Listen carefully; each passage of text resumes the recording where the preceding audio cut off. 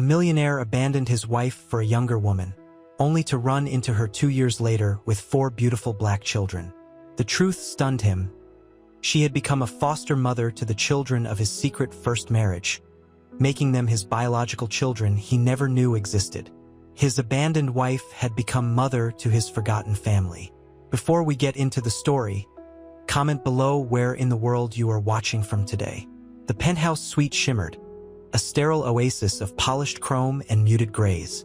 Arthur, sprawled on a plush, cream-colored sofa, sipped champagne, the bubbles a mocking echo of the effervescence he felt, or rather, pretended to feel.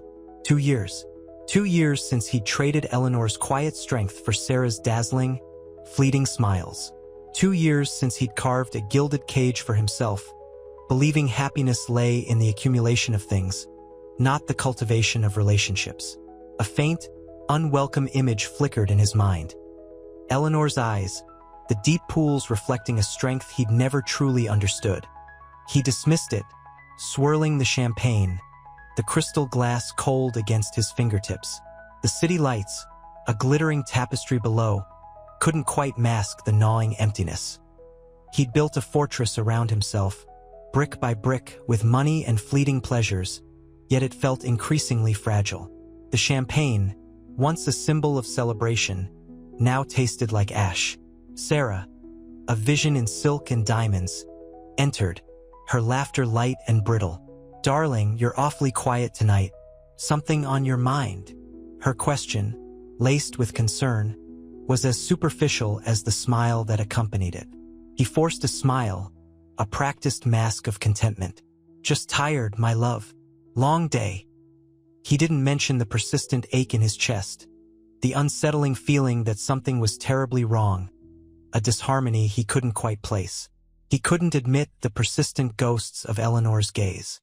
The city, a symbol of his success, now felt like a vast, echoing emptiness. He was surrounded by luxury, yet utterly alone. The carefully constructed facade began to crack, revealing the insecure man beneath. The sleek black SUV pulled up, its polished chrome gleaming under the harsh midday sun. Arthur, shielding his eyes, saw her then Eleanor. She hadn't changed much. The same quiet strength in her posture, the same deep brown eyes that held a lifetime of unspoken stories. But beside her, a tableau of vibrant life. For beautiful black children, their laughter echoing in the crisp air. His breath hitched. They were impossibly beautiful. Too beautiful. Eleanor stepped out, her expression unreadable. The children, sensing a tension they couldn't yet understand, clung to her skirts. "Arthur," she said, her voice calm yet firm, each word carrying the weight of years. "Fancy meeting you here." The underlying sarcasm was a subtle blade. He stammered, "Eleanor, The carefully constructed walls of his life crumbled before the stark reality of her presence. The children, wide-eyed and curious, stared at him. One, a little girl with bright, inquisitive eyes, tugged at Eleanor's hand. "Mama, who's that?" she whispered, her voice barely audible. Eleanor knelt, pulling the child close. "This is someone from your mother's past, sweetheart." The words hung in the air, heavy with unspoken implications. Arthur felt the blood drain from his face. The city's cacophony faded, replaced by a deafening silence, broken only by the distant hum of traffic. The polished chrome of his car mocked him. His perfect world, shattered. The scent of exhaust fumes and summer heat suddenly felt suffocating. The champagne, the luxury, the carefully crafted illusion of his happiness, all felt cheap and tawdry in the face of this raw, undeniable truth. His stomach churned, a mixture of dread and a sickening sense of recognition. He knew, with a certainty that chilled him to the bone, that something terrible, something profoundly wrong had happened. He was about to face the consequences. The little girl's question hung in the air, a tiny, innocent bomb detonating Arthur's carefully constructed life. He felt the heat of the sun on his skin, a stark contrast to the icy dread gripping his heart. The city noises, the blare of a horn, the distant sirens, felt muffled, unreal. Eleanor remained silent, her gaze unwavering, a silent challenge in her eyes. He saw a flicker of something else there, too, a deep, abiding weariness, the kind born from years of carrying burdens unseen. "Arthur?" Eleanor repeated, her voice low, a tremor barely perceptible. "These are my children." She gestured towards the four, who now looked at him with a mixture of curiosity and apprehension. Their wide, dark eyes, pools of unspoken questions, mirrored the turmoil raging within Arthur. He opened his mouth, searching for words that wouldn't betray the tremor in his voice, but nothing came. The elegant restaurant behind him, the laughter of other diners, felt miles away. The scent of expensive cologne he'd spritzed that morning now reeked of his own self-deception. One of the older boys, maybe 7 or 8, stepped forward, his gaze assessing, unflinching. "Are you my dad?" he asked, his voice surprisingly steady. The question, simple yet profound, landed like a punch to the gut. Arthur's mind raced. He saw flashes of Sarah, her laughter, her effortless beauty, the fleeting pleasure he'd craved. The image felt cheap, insignificant, a cruel joke in the face of this raw, unadulterated reality. The children, his children, were looking at him, waiting. He saw the reflection of his own uncertainty in their questioning eyes. He swallowed hard, his throat suddenly dry. The words, when they came, were choked, barely audible. I don't know," he whispered, the confession a dagger twisting in his soul. The simple admission exposed the hollowness of his carefully built life. The weight of his past actions crashed down, a crushing weight of guilt and regret. The polished chrome of his SUV, once a symbol of success, now felt like a cage. He was trapped, exposed, the truth laid bare in the silent judgment of Eleanor's gaze and the wide, innocent eyes of his children. The sun, once a symbol of his carefree existence, now felt like a harsh spotlight, illuminating his shame. The silence stretched, thick and suffocating as the humid Miami air. Arthur felt the sting of sweat on his forehead, a stark contrast to the icy grip of fear clenching his heart. The children, for beautiful shadows of his own forgotten past, remained motionless, their expressions unreadable. Only Eleanor's eyes, dark and fathomless, held the weight of unspoken years. He tasted the metallic tang of blood in his mouth, a phantom wound mirroring the gaping hole in his soul. The expensive restaurant, a testament to his shallow success, felt like a prison, its polished surfaces reflecting his own distorted image. They are mine?" he finally managed, the words a rasping whisper lost in the muted hum of the air conditioning. The question hung between them, heavy and accusatory. Eleanor didn't answer immediately. She reached out, her hand gently resting on the head of the youngest child, a girl with eyes like polished ebony. The small gesture, so simple yet profound, spoke volumes of a love Arthur had never known he was capable of. A small sob escaped the girl's lips, a tiny tremor that shook Arthur to his core. He saw a reflection of his own guilt in her tear-filled eyes. He wanted to reach out, to comfort her, but his hands remained frozen, clumsy and unsure. "Yes, Arthur?" Eleanor finally said, her voice quiet but firm, each syllable carrying the weight of years of quiet sacrifice. "They are your children, your secret family." Her gaze didn't waver, her controlled anger barely concealed behind a mask of weary resignation. He looked from Eleanor to the children, their faces a mixture of apprehension and a tentative hope, and the realization hit him with the force of a physical blow. This wasn't just about a past mistake. It was about a future he had never imagined, a future that demanded everything he had to offer, everything he had squandered on his own selfish desires. The expensive watch on his wrist, a symbol of his former life, suddenly felt cold and heavy. He felt a surge of shame, hot and suffocating. His carefully constructed world was crumbling, and in its place stood the raw, heartbreaking reality of his forgotten family. The opulent surroundings faded into insignificance, dwarfed by the enormity of his revelation. He was no longer a millionaire, but a man stripped bare, exposed in the harsh light of his own truth. The restaurant's hushed elegance felt like a cruel mockery. Arthur, used to the boisterous energy of Miami's nightclubs, felt suffocated by the starched linen and the low murmur of conversations. He watched Eleanor, her composure a fragile shield against the storm brewing within him. The children, perched on plush chairs, were a picture of quiet apprehension, their wide, dark eyes mirroring his own unease. The air hung heavy with unspoken words, the scent of lilies and expensive wine doing little to mask the raw tension. "They are mine," he repeated, his voice a strangled whisper.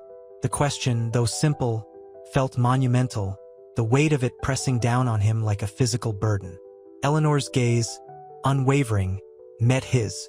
A single tear traced a path down her cheek, a stark contrast to the stoicism she maintained. "Yes, Arthur," she said, her voice low and steady, each word a carefully chosen stone in a wall she'd built around her pain. "They are your children, from a life you chose to ignore."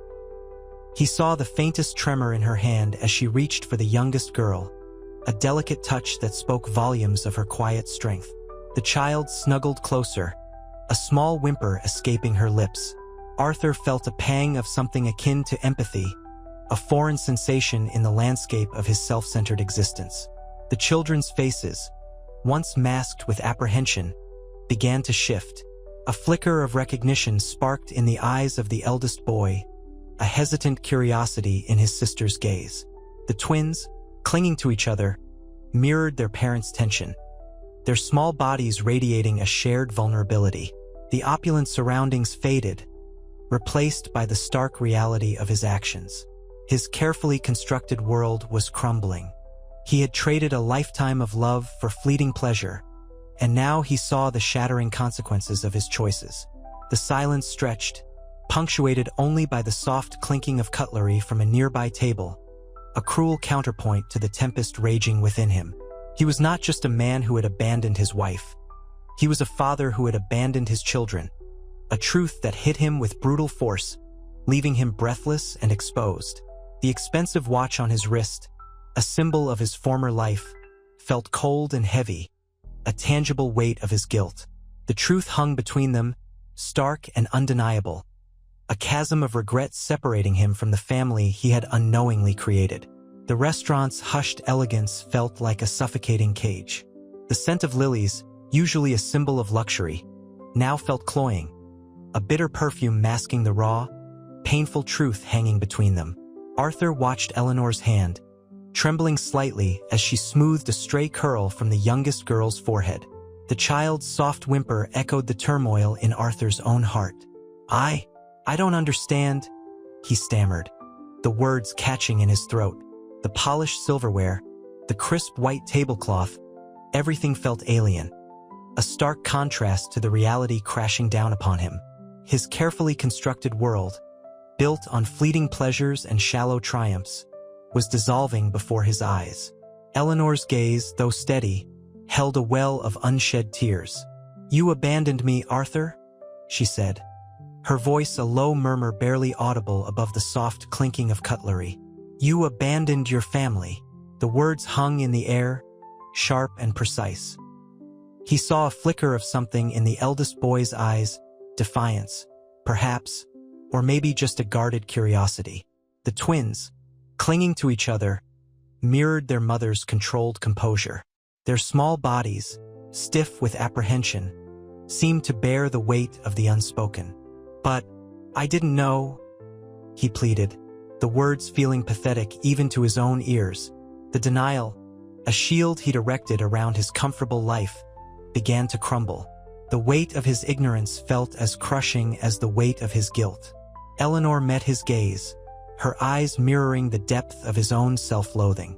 "You chose not to know," she corrected, her voice edged with quiet sorrow.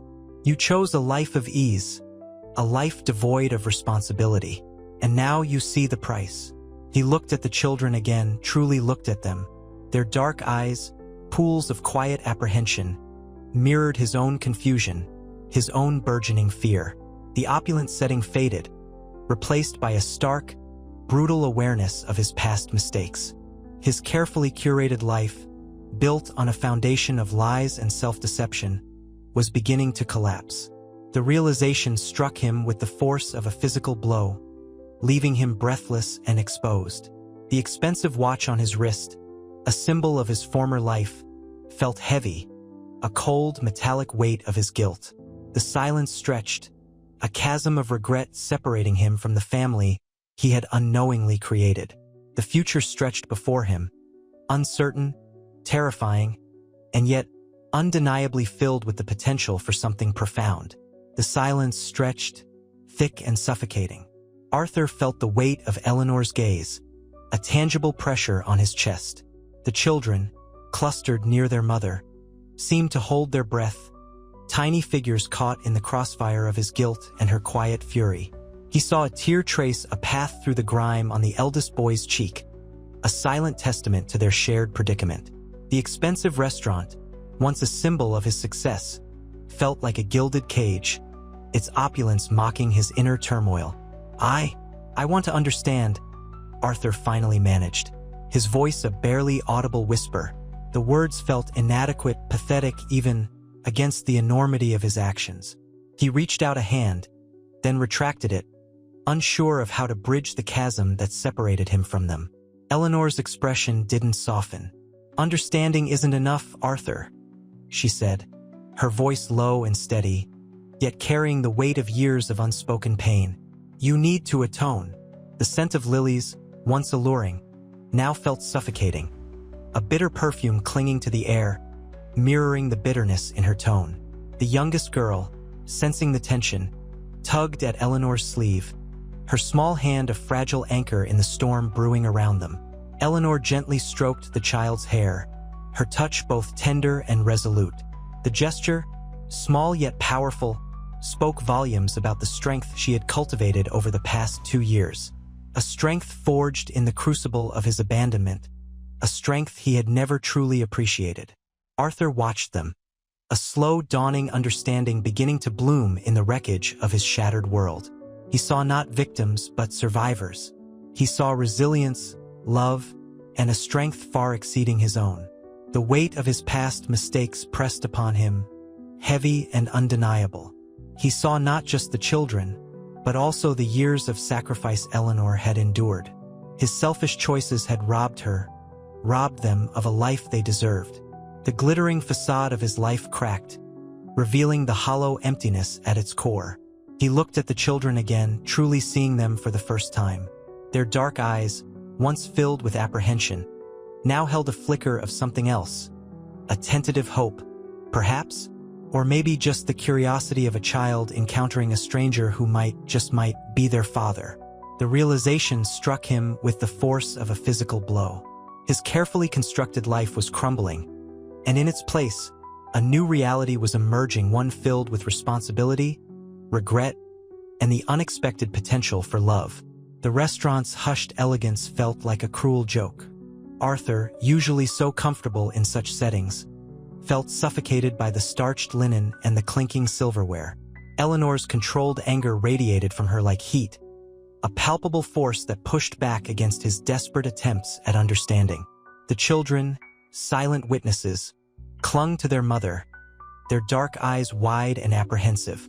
I didn't know," he stammered, the words catching in his throat.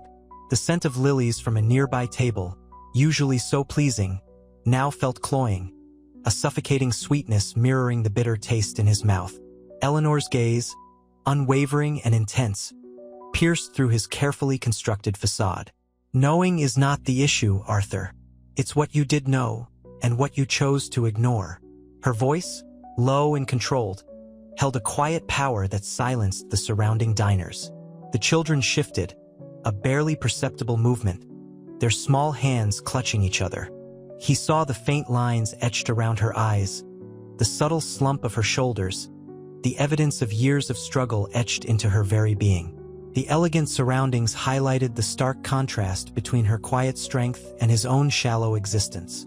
His expensive watch felt heavy on his wrist, a symbol of his past extravagance and the emptiness it had created.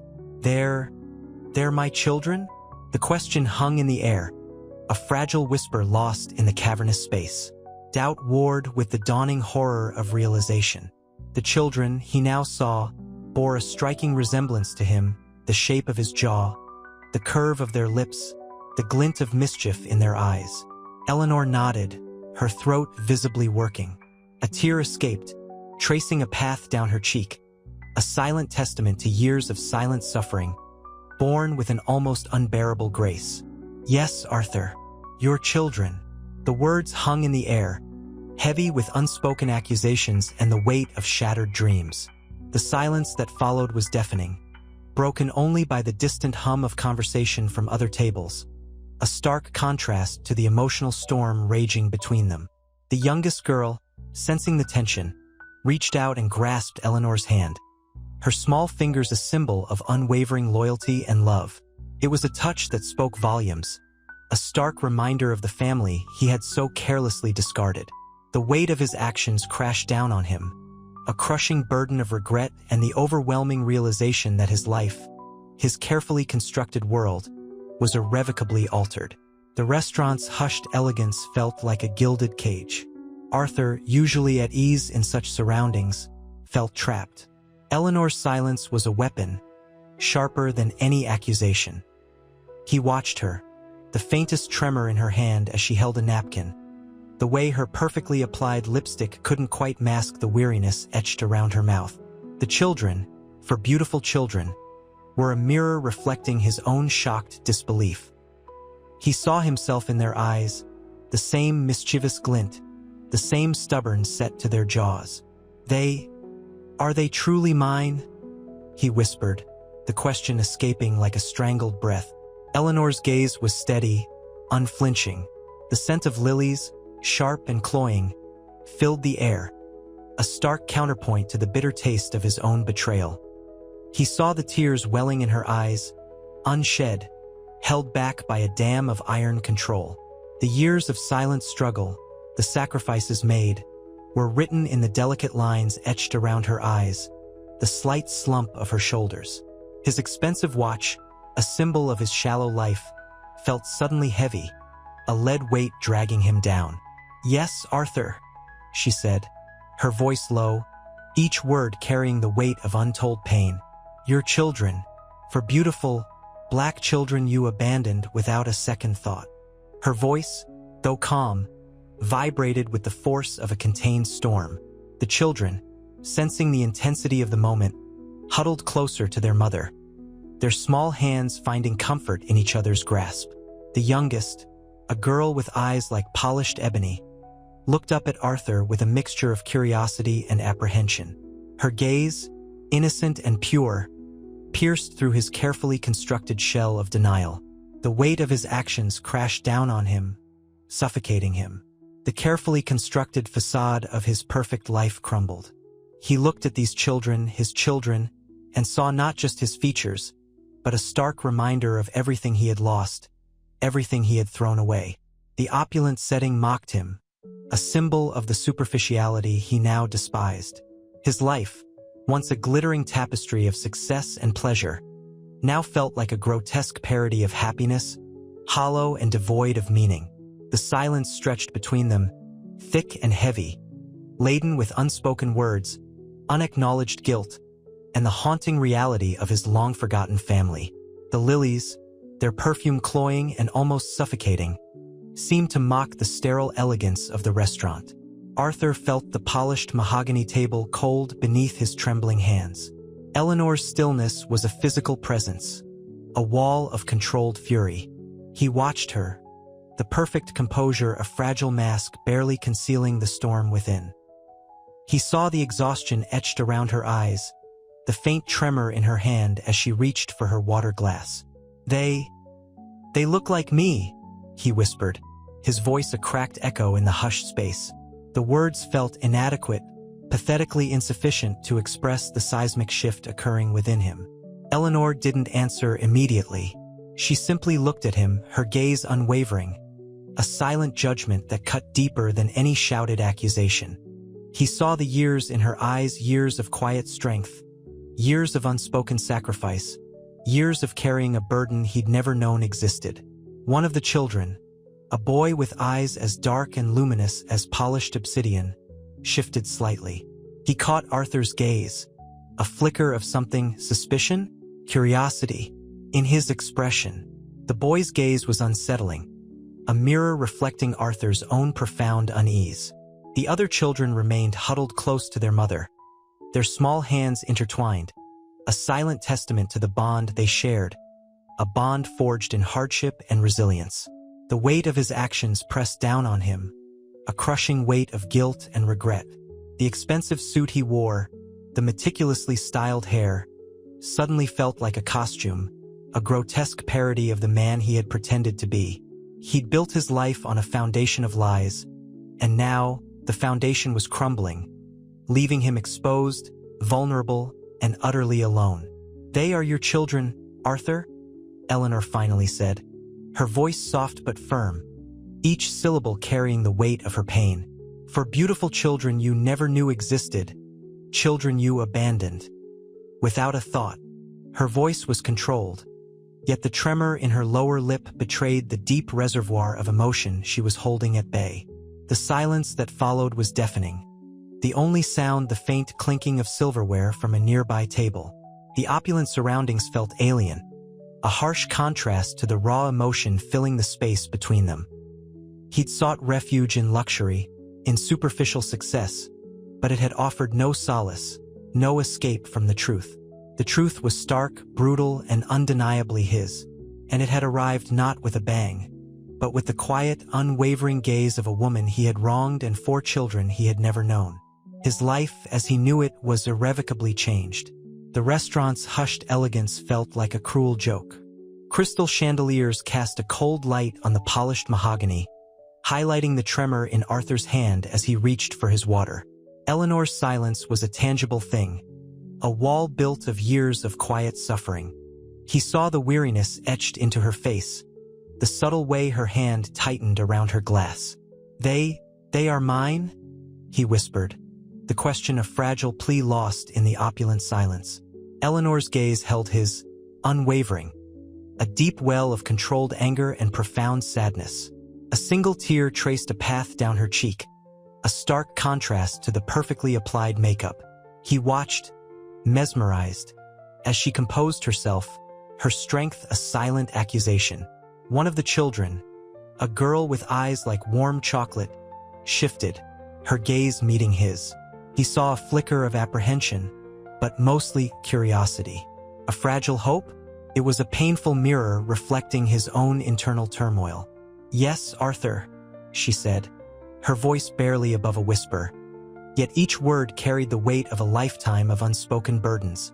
"Your children, from a life you chose to ignore, a life you so carelessly discarded." The words hung in the air, heavy with unspoken accusation. The children, huddled close, seemed to sense the gravity of the moment. Their quiet stillness spoke volumes. Arthur felt the blood drain from his face. The expensive suit, the tailored shirt, felt like a suffocating shroud. He had built his life on lies, on the illusion of success, but the truth was a stark and unforgiving reality. The opulent restaurant, the flawless service, felt like a cruel parody of his carefully constructed world. It offered no comfort, no solace, only the crushing weight of his own terrible mistakes. The reality of his actions, the consequences of his choices, crashed down on him with the force of a tidal wave, leaving him gasping for breath, drowning in a sea of guilt and regret. He looked at the children again, their innocent faces a stark reminder of his betrayal. He had never known them, never loved them, and now the weight of that realization was almost unbearable. His life, as he knew it, was irrevocably shattered. The foundation had crumbled, leaving him exposed, vulnerable, and utterly alone in the face of the truth. The restaurant's hushed elegance felt like a suffocating cage. Crystal chandeliers glittered, mocking the tremor in Arthur's hands. Eleanor's silence was a lead weight on the table, pressing down on him. He watched her, the subtle tightening of her jaw, the barely perceptible tremor in her hand as she sipped her wine. All spoke of a controlled fury simmering beneath the surface. The scent of lilies, usually so pleasant, now felt cloying, a sickly sweet perfume masking the bitter truth. "They are mine," he repeated, his voice a hoarse whisper lost in the opulent silence. The question hung in the air, raw and vulnerable. Eleanor's gaze held his, unflinching. A single tear escaped, tracing a shimmering path through the flawless makeup, a testament to years of unshed tears. "Yes, Arthur," she said, her voice low, each word precise and deliberate. "Your children, from a life you chose to ignore, a life you so carelessly discarded." The children, nestled close, were a tableau of quiet apprehension. The oldest boy, his eyes mirroring the deep brown of Eleanor's, shifted slightly, his gaze lingering on Arthur with a wary curiosity. He was acutely aware of the weight of the unspoken accusations hanging in the air, the stifling silence broken only by the clinking of silverware from a nearby table. Arthur felt a cold dread creep into his bones. The expensive suit, the tailored shirt, suddenly felt like a suffocating costume, a grotesque parody of the life he'd so meticulously constructed. He'd built his world on lies, on an illusion of success and happiness. Now, the truth, raw and unforgiving, exposed the flimsy foundation of that world. The carefully curated image of effortless wealth and charm shattered, leaving him naked and exposed. He looked at the children again, their innocent faces a stark contrast to the opulent surroundings, a painful reminder of his callous disregard. He had never known them, never loved them. The weight of that realization pressed down on him, crushing him under the weight of his own profound selfishness. His carefully constructed world, with its polished surfaces and glittering facade, was crumbling around him. The taste of champagne turned to ash in his mouth. He was drowning in the bitter taste of his own mistakes, a reckoning long overdue. The opulence of the restaurant was a cruel irony, highlighting the hollowness of his life and the profound loss he had inflicted. The restaurant's opulent silence pressed in on Arthur. He stared at his hands, large and clumsy, feeling alien in their tailored elegance. The expensive wine, a ruby swirl in his glass, tasted like ash. Eleanor's words echoed, each syllable a hammer blow to his carefully constructed world. "Your children," she'd said, her voice a low, controlled burn. He saw them again, the four dark eyes wide and wary, reflecting the unfamiliar landscape of his own guilt. He swallowed, the lump in his throat a physical manifestation of his denial. He wanted to argue, to refute the impossible truth, yet the evidence was irrefutable. The children's resemblance to him was undeniable. The sharp angles of his own jawline softened in their youthful features, the dark, expressive eyes that mirrored his own. A wave of nausea threatened to overwhelm him. He looked at Eleanor, the sharp lines of her face softened by a deep sadness that seemed etched into her very being. Years of carefully constructed composure were crumbling, revealing the raw pain beneath. The strength she exuded was not defiance, but the quiet fortitude of a woman who'd carried an unbearable burden. I don't understand," he stammered, the words tasting like dust in his mouth. His voice was a ragged whisper, betraying the controlled composure he'd always prided himself on. The carefully constructed facade of his life was cracking, revealing the hollow emptiness at its core. Eleanor's gaze held his, unwavering. "You will," she said, her voice quiet but resolute. "You will understand the consequences of your choices, Arthur. The life you abandoned, the family you ignored." The weight of her words hung heavy in the air, thick and suffocating. The shimmering crystal chandeliers seemed to mock his opulent surroundings, highlighting the stark contrast between his material wealth and his spiritual bankruptcy. He was drowning in the bitter taste of his own selfish choices, a reckoning long overdue. The silence stretched, punctuated only by the distant murmur of other diners, a stark contrast to the storm raging inside him. The realization dawned, slowly, painfully. His carefully constructed life, his world of wealth and superficial success, was a crumbling illusion. He had to face it, the devastating truth, and the arduous road to redemption that lay ahead. The restaurant's hushed elegance felt like a suffocating cage.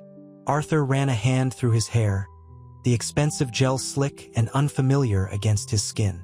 Eleanor's words hung in the air, heavy and suffocating as the scent of lilies from a nearby table. He saw their faces again, those 4 children, their dark eyes mirroring a pain he hadn't known existed within him. The rich mahogany table seemed to absorb the light, leaving him in a shadowy half-world between denial and dawning horror. It can't be true," he whispered, the words catching in his throat. His voice, usually smooth and confident, was a fragile thing, cracking under the weight of his own disbelief. Eleanor's gaze, steady and unwavering, held him captive. The faint scent of her perfume, something subtle and floral, was a ghost of their shared past, a past he had so carelessly discarded. "Arthur," she began, her voice quiet but firm, "this isn't something you can simply deny away. They are your children." He flinched at the word, children. The term felt alien, a concept he hadn't truly grasped until this moment. He'd imagined fatherhood as a gentle, distant involvement, a weekend hobby interspersed with golf and business deals. This was different. This was raw, visceral, a responsibility that clawed at his carefully constructed world. He looked at his hands again, noticing the tremor in his fingers. The expensive wine, once a symbol of his success, now tasted like bitter regret. The opulent surroundings mocked him, highlighting the vast gulf between his material wealth and his emotional poverty. He'd built a life on superficiality, a gilded cage from which he now felt utterly trapped. The weight of his past actions pressed down, crushing him under the unbearable burden of his own making. He saw the years etched into Eleanor's face, the quiet strength, the controlled sadness that mirrored the heartbreak he had unwittingly inflicted. His heart, usually hardened by years of self-indulgence, felt a sharp, unfamiliar pain. The truth, harsh and unavoidable, was beginning to sink in. The restaurant hummed with low conversation, a muted symphony of clinking glasses and hushed laughter. But for Arthur, the sound was a dull roar, a white noise drowning out the terrifying clarity of Eleanor's words. He stared at his hands, the expensive watch a cold weight on his wrist, a symbol of a life now crumbling around him. The rich aroma of the food, usually a source of pleasure, was nauseating. "For children," he repeated, the words tasting like ash in his mouth. The image of their faces, etched with a quiet dignity that shamed him, wouldn't leave his mind. He saw their dark eyes, reflecting a resilience he hadn't known existed, a resilience born from a neglect he was only beginning to understand.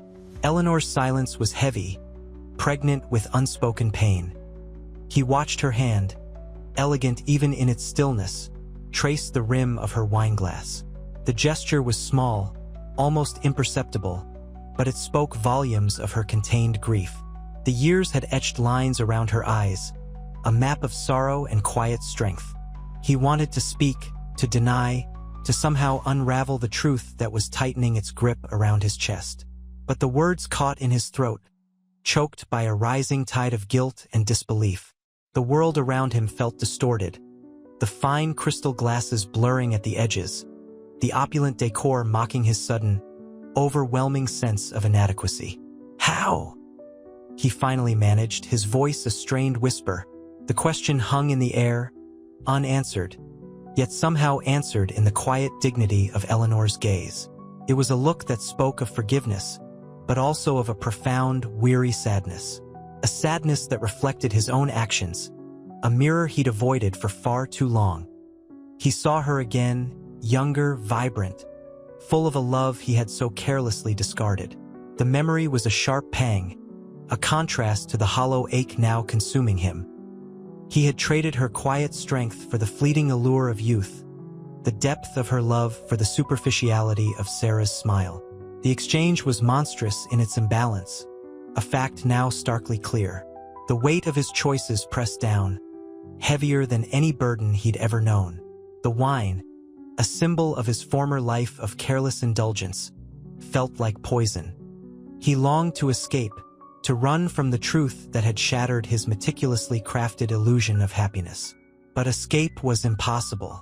He was trapped, not in a gilded cage of luxury, but in a prison of his own making, a prison built on lies and self-deception.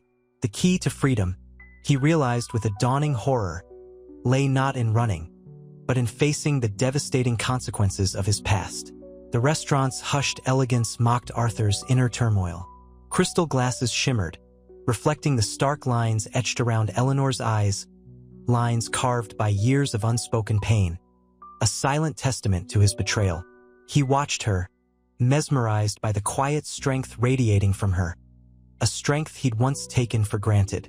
The scent of lilies, usually soothing, now felt suffocating, mirroring the crushing weight of his guilt. "How could I?" he began, his voice a mere breath, lost in the opulent surroundings. The words caught in his throat, a dam breaking under the pressure of his realization. Eleanor's gaze, steady and unwavering, met his. It held no accusation, only a deep, weary sadness. "You didn't know?"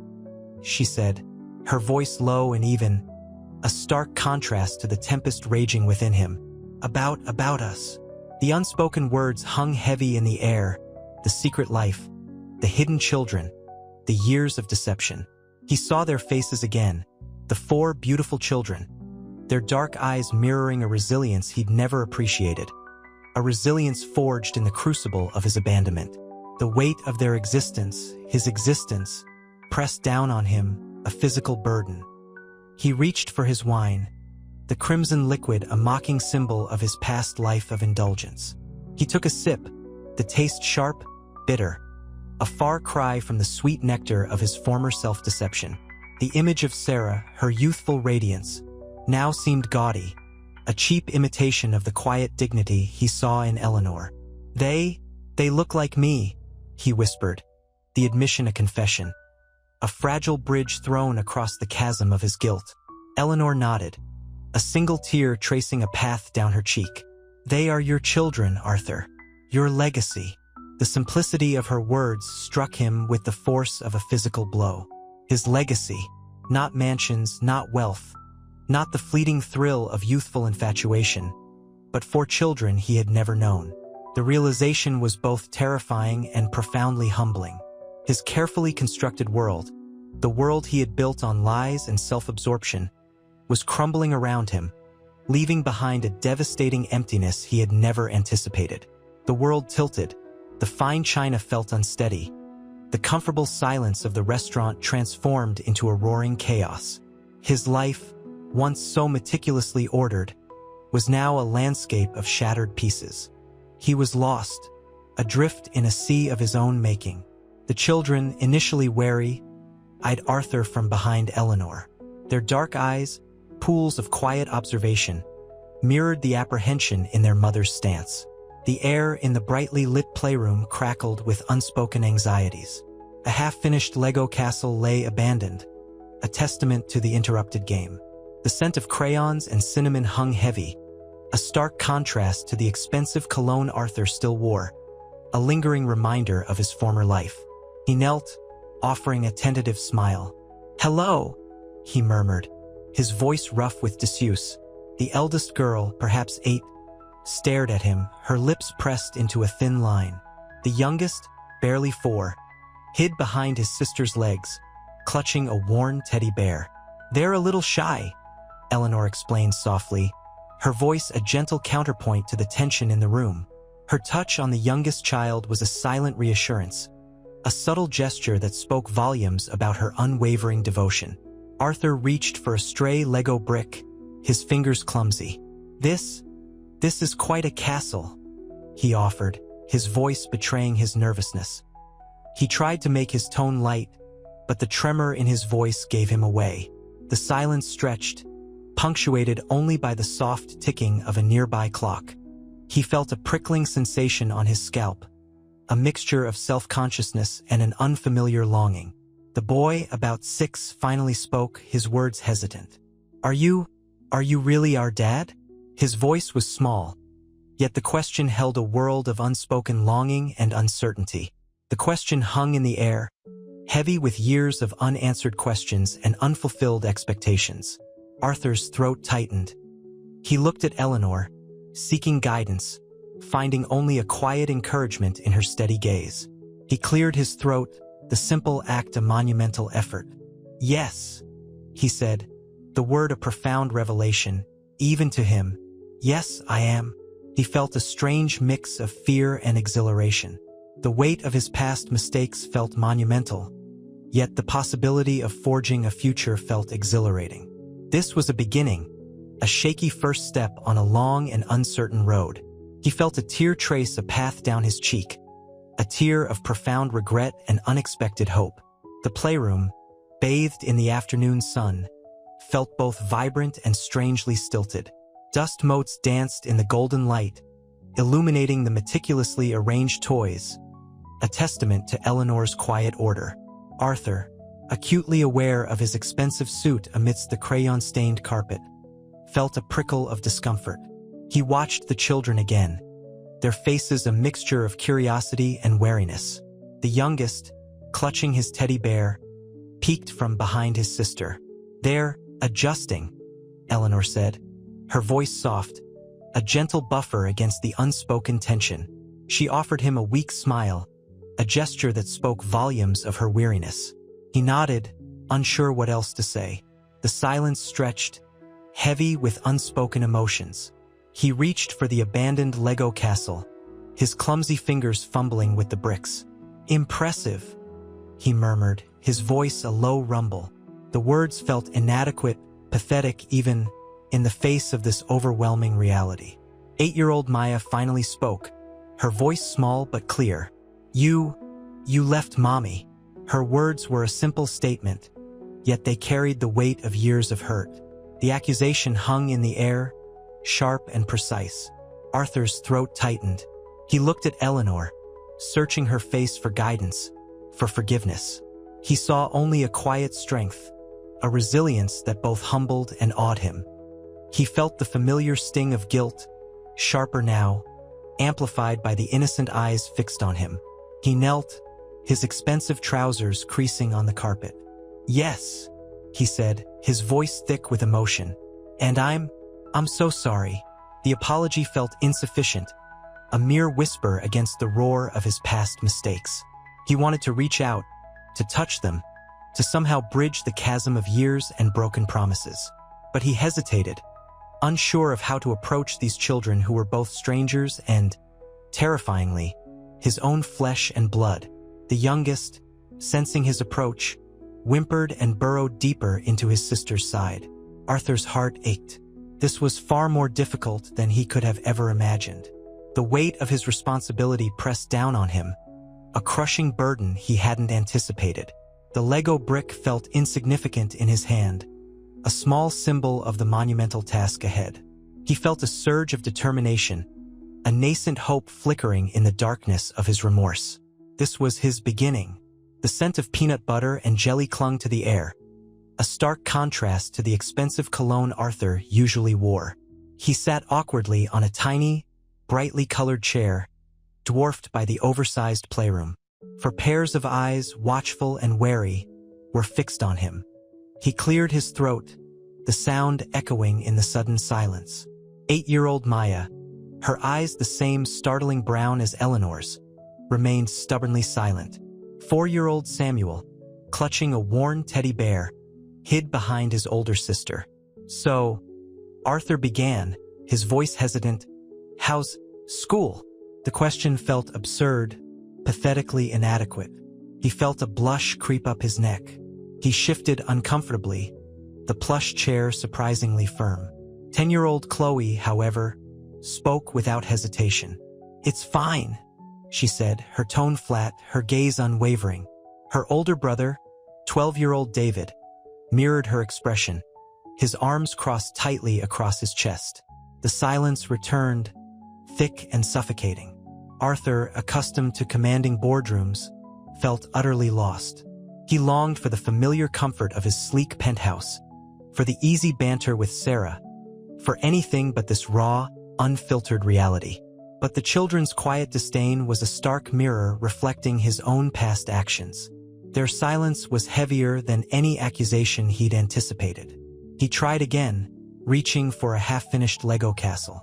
"This is impressive," he mumbled, his fingers clumsy with the plastic bricks.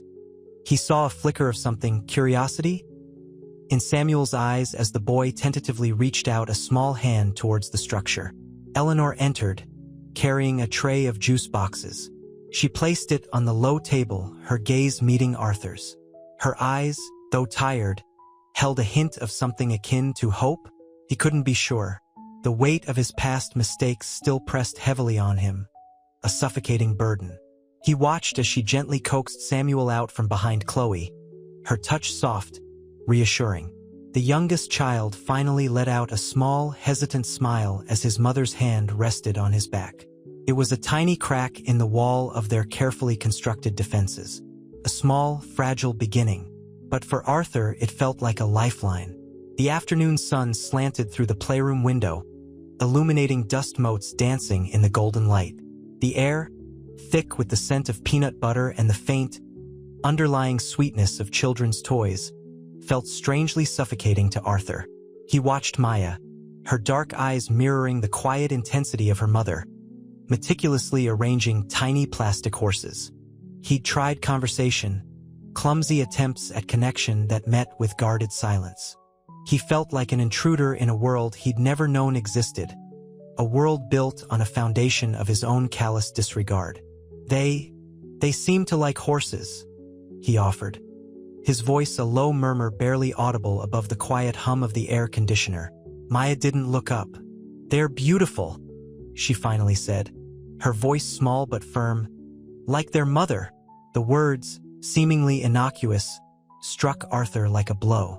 He saw a reflection of Eleanor in her daughter's quiet dignity, a quiet strength that he'd never truly appreciated.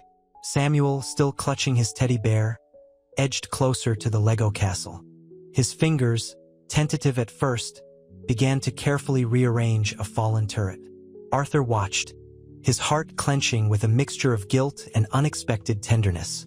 This wasn't the superficial connection he'd craved. This was something raw, something real. He reached out, his hand hovering near Samuel's, then hesitated. He didn't want to frighten him away. David, the eldest, remained aloof, his gaze fixed on a complex model airplane. Chloe, however, surprised him. She looked up, her brown eyes, so much like her mother's, meeting his directly. "Dad," she said, the word hanging in the air, pregnant with unspoken questions and a lifetime of absence. The simple word, "Dad," pierced through the thick layers of his carefully constructed defenses.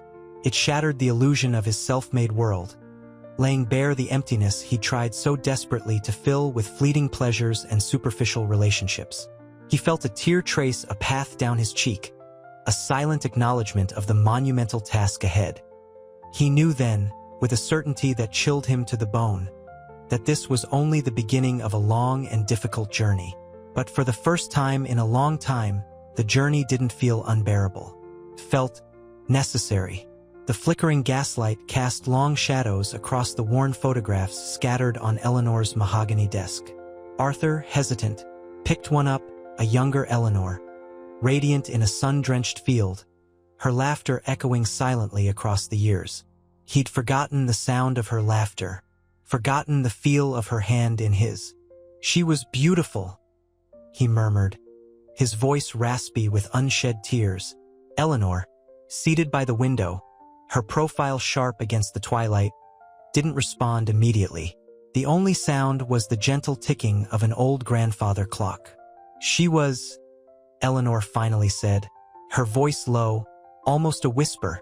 "We were." A long silence stretched between them, thick with unspoken regrets and the ghosts of what had been. He saw a flicker of something in her eyes, not anger, not resentment, but a weary sadness that mirrored his own. He reached across the desk, his fingers brushing hers, a hesitant touch. The contact sent a jolt through him, a memory of intimacy long buried under layers of guilt and self-deception. She didn't pull away.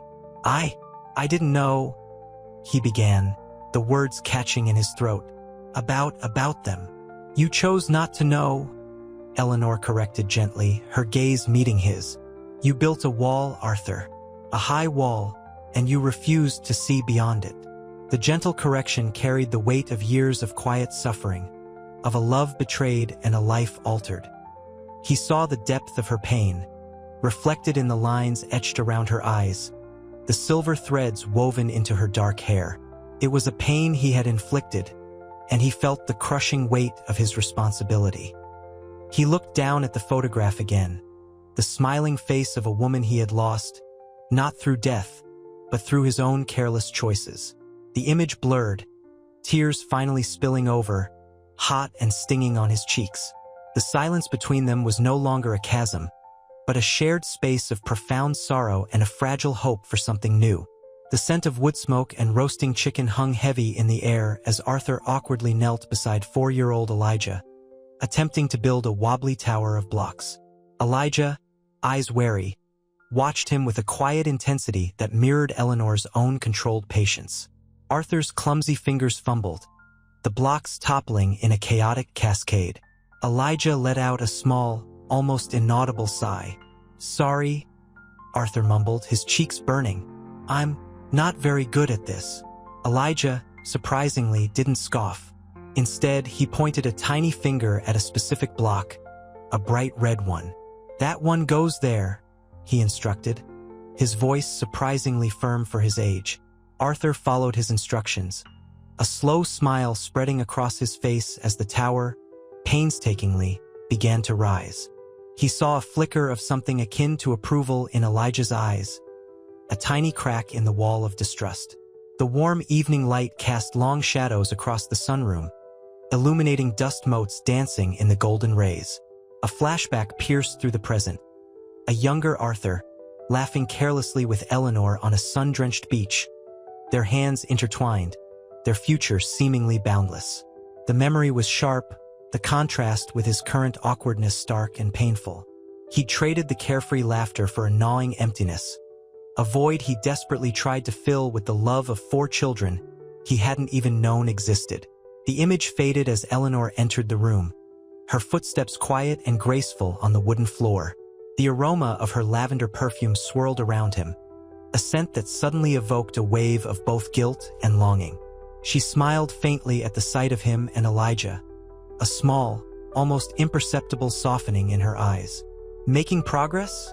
she asked, her voice soft, yet carrying the weight of years of unspoken words. Arthur looked up, a lump forming in his throat. He looked at Elijah, then back at Eleanor, the weight of his past mistakes settling heavily upon him. The small victory with the blocks felt insignificant compared to the monumental task of earning their trust and love, of piecing back together a family he'd so carelessly shattered. The evening continued, each small interaction, a shared laugh, a whispered story, a hesitant touch, chipped away at the ice wall that had separated them for so long. It would be a long journey, he knew, but for the first time in a long time, Arthur felt a glimmer of hope amidst the ruins of his past. The mahogany desk in his study felt cold beneath Arthur's elbows. Rain lashed against the window panes, mirroring the storm raging inside him. He stared at a faded photograph, Eleanor, younger, laughing, her eyes bright with a love he'd carelessly discarded. The scent of old leather and pipe tobacco, usually comforting, now felt suffocating. He picked up a framed portrait of the 4 children, their smiles a stark contrast to the gnawing guilt in his chest. A memory surfaced. Eleanor's quiet dignity as she'd recounted the years of struggle, the sacrifices made to raise his children without him. Her voice, then as now, had held a quiet strength that both captivated and terrified him. He'd been a fool, blinded by youthful arrogance and selfish desires. He ran a hand through his thinning hair. Sarah's parting words echoed in his mind. "You've chosen them, Arthur. Don't look back." Her harsh tone felt less like accusation, more like a statement of the painfully obvious. The breakup had been brutal, a necessary severing of a life he no longer recognized. He pushed the photograph away, the cold polished wood a stark reminder of his past life of careless indulgence. He thought of the children's faces, Elijah's quiet intensity, Chloe's shy smile, Maya's boundless energy, and little Samuel's trusting gaze. each face a silent accusation, a plea for connection. He had much to atone for. The path to redemption wouldn't be easy, but he was finally ready to walk it. The rain outside finally subsided, a sliver of pale sunlight piercing the clouds, offering a fragile promise of hope. The chipped paint on the kitchen table seemed to mirror the cracks in Arthur's carefully constructed life. Eleanor sat opposite him, a steaming mug warming her hands. The aroma of cinnamon and cloves hung in the air, a stark contrast to the bitter taste of regret churning in Arthur's stomach. He watched the children, their laughter echoing softly from the living room, a symphony of life he'd almost completely missed. They're beautiful, Eleanor, he began, his voice rough with disuse. The words felt inadequate, clumsy, like stepping onto shifting sand. Eleanor looked at him, her eyes, the same hazel as the children's, holding a depth of sorrow and resilience. They are, she replied, her voice soft but unwavering. And they're yours, Arthur. All 4 of them. A flashback slammed into him. Eleanor, younger, her pregnant belly rounding her slender frame, her hand resting on his. He'd been so consumed by his ambition, his self-absorbed pursuit of success. He'd failed to notice the silent plea in her eyes, the growing distance between them. He'd left her then, believing his life was elsewhere, with Sarah's youthful enthusiasm. The image shattered, replaced by the reality of his present. His children, his responsibility. I don't know what to say, he stammered, the weight of his past actions pressing down on him.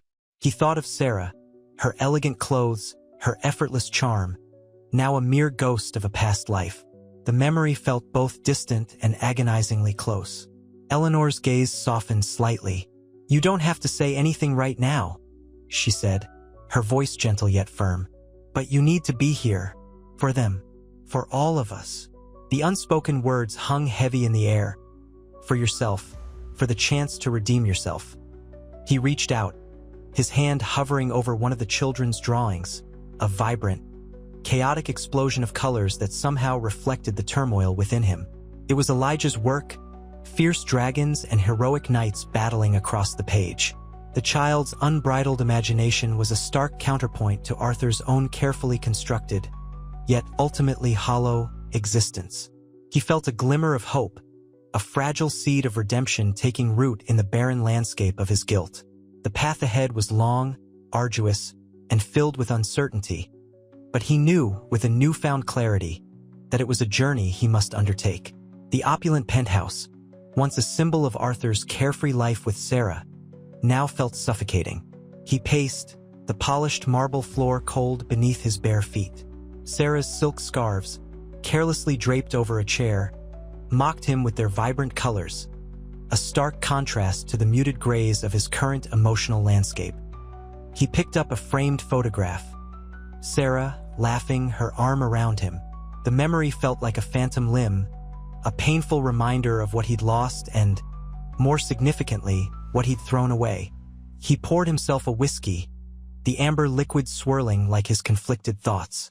The city lights glittered outside, a glittering tapestry of indifference to his turmoil.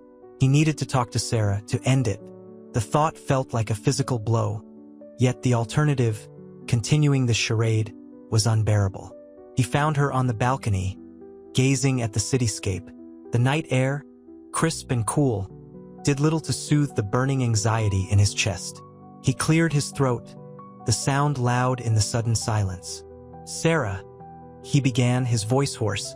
She turned, her perfectly applied makeup failing to mask the underlying weariness in her eyes. Arthur, she said, her tone flat, devoid of the usual playful lilt. She knew.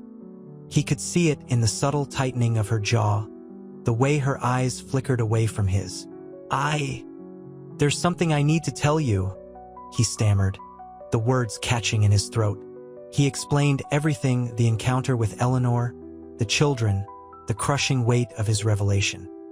He spoke of guilt, of responsibility, of a love he'd never known existed, a love that dwarfed any fleeting pleasure he'd experienced with her.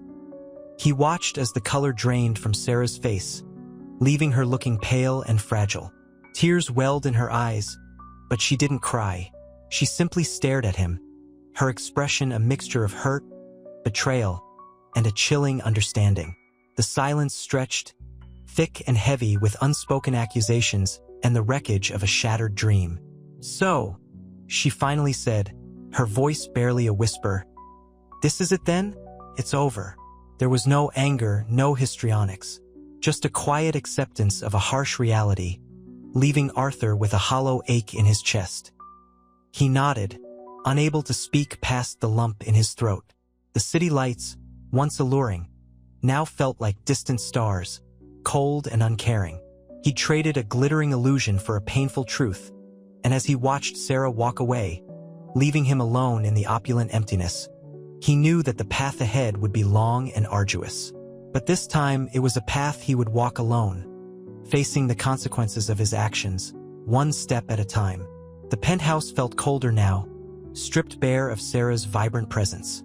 Arthur stared at the empty space where her silk scarves had hung, the vibrant colors replaced by a stark, unsettling emptiness. He felt the chill seep into his bones, mirroring the icy grip of regret tightening around his heart. The whiskey, once a comfort, now burned like acid on his tongue. The city lights, a mesmerizing blur earlier, were now just a cold, indifferent backdrop to his desolation. He hadn't slept properly in days, haunted by the faces of his children, their initial apprehension, the hesitant smiles that flickered across their faces as they tentatively reached for him. Their small hands, clinging to his, were a stark contrast to the emptiness he felt inside. He thought of their mother, Eleanor, her quiet strength, the controlled anger that simmered beneath her calm exterior. He'd hurt her deeply, irrevocably. The phone rang, jarring him from his reverie. It was his lawyer. The legal separation from Sarah was proceeding smoothly, the lawyer confirmed, almost too smoothly. Arthur felt a strange sense of detachment, as if he were watching his life unfold from a distance. The lawyer's voice faded, leaving a void filled only by the relentless drumming of his own guilt. He needed to see the children again, to make amends, to prove to himself that he could be a better man. He needed to do this, not just for them, but for Eleanor, for the woman he had so carelessly discarded. The weight of his past actions, heavy and suffocating, pressed down on him, a constant reminder of the road ahead, a road paved with regret and the uncertain hope of redemption. He had much to atone for. The journey would be arduous, but he would start walking. The crisp autumn air bit at Arthur's cheeks as he pulled up to Eleanor's modest home. He'd brought a bag of groceries, apples, oranges, the kind of things he'd seen the children eyeing in the supermarket. Hesitantly, he rang the doorbell. The chime, a delicate tinkling, seemed to echo the tremor in his own hands. Eleanor opened the door, her expression unreadable. The children, a whirlwind of dark curls and excited whispers, surged towards him. "Mr. Arthur."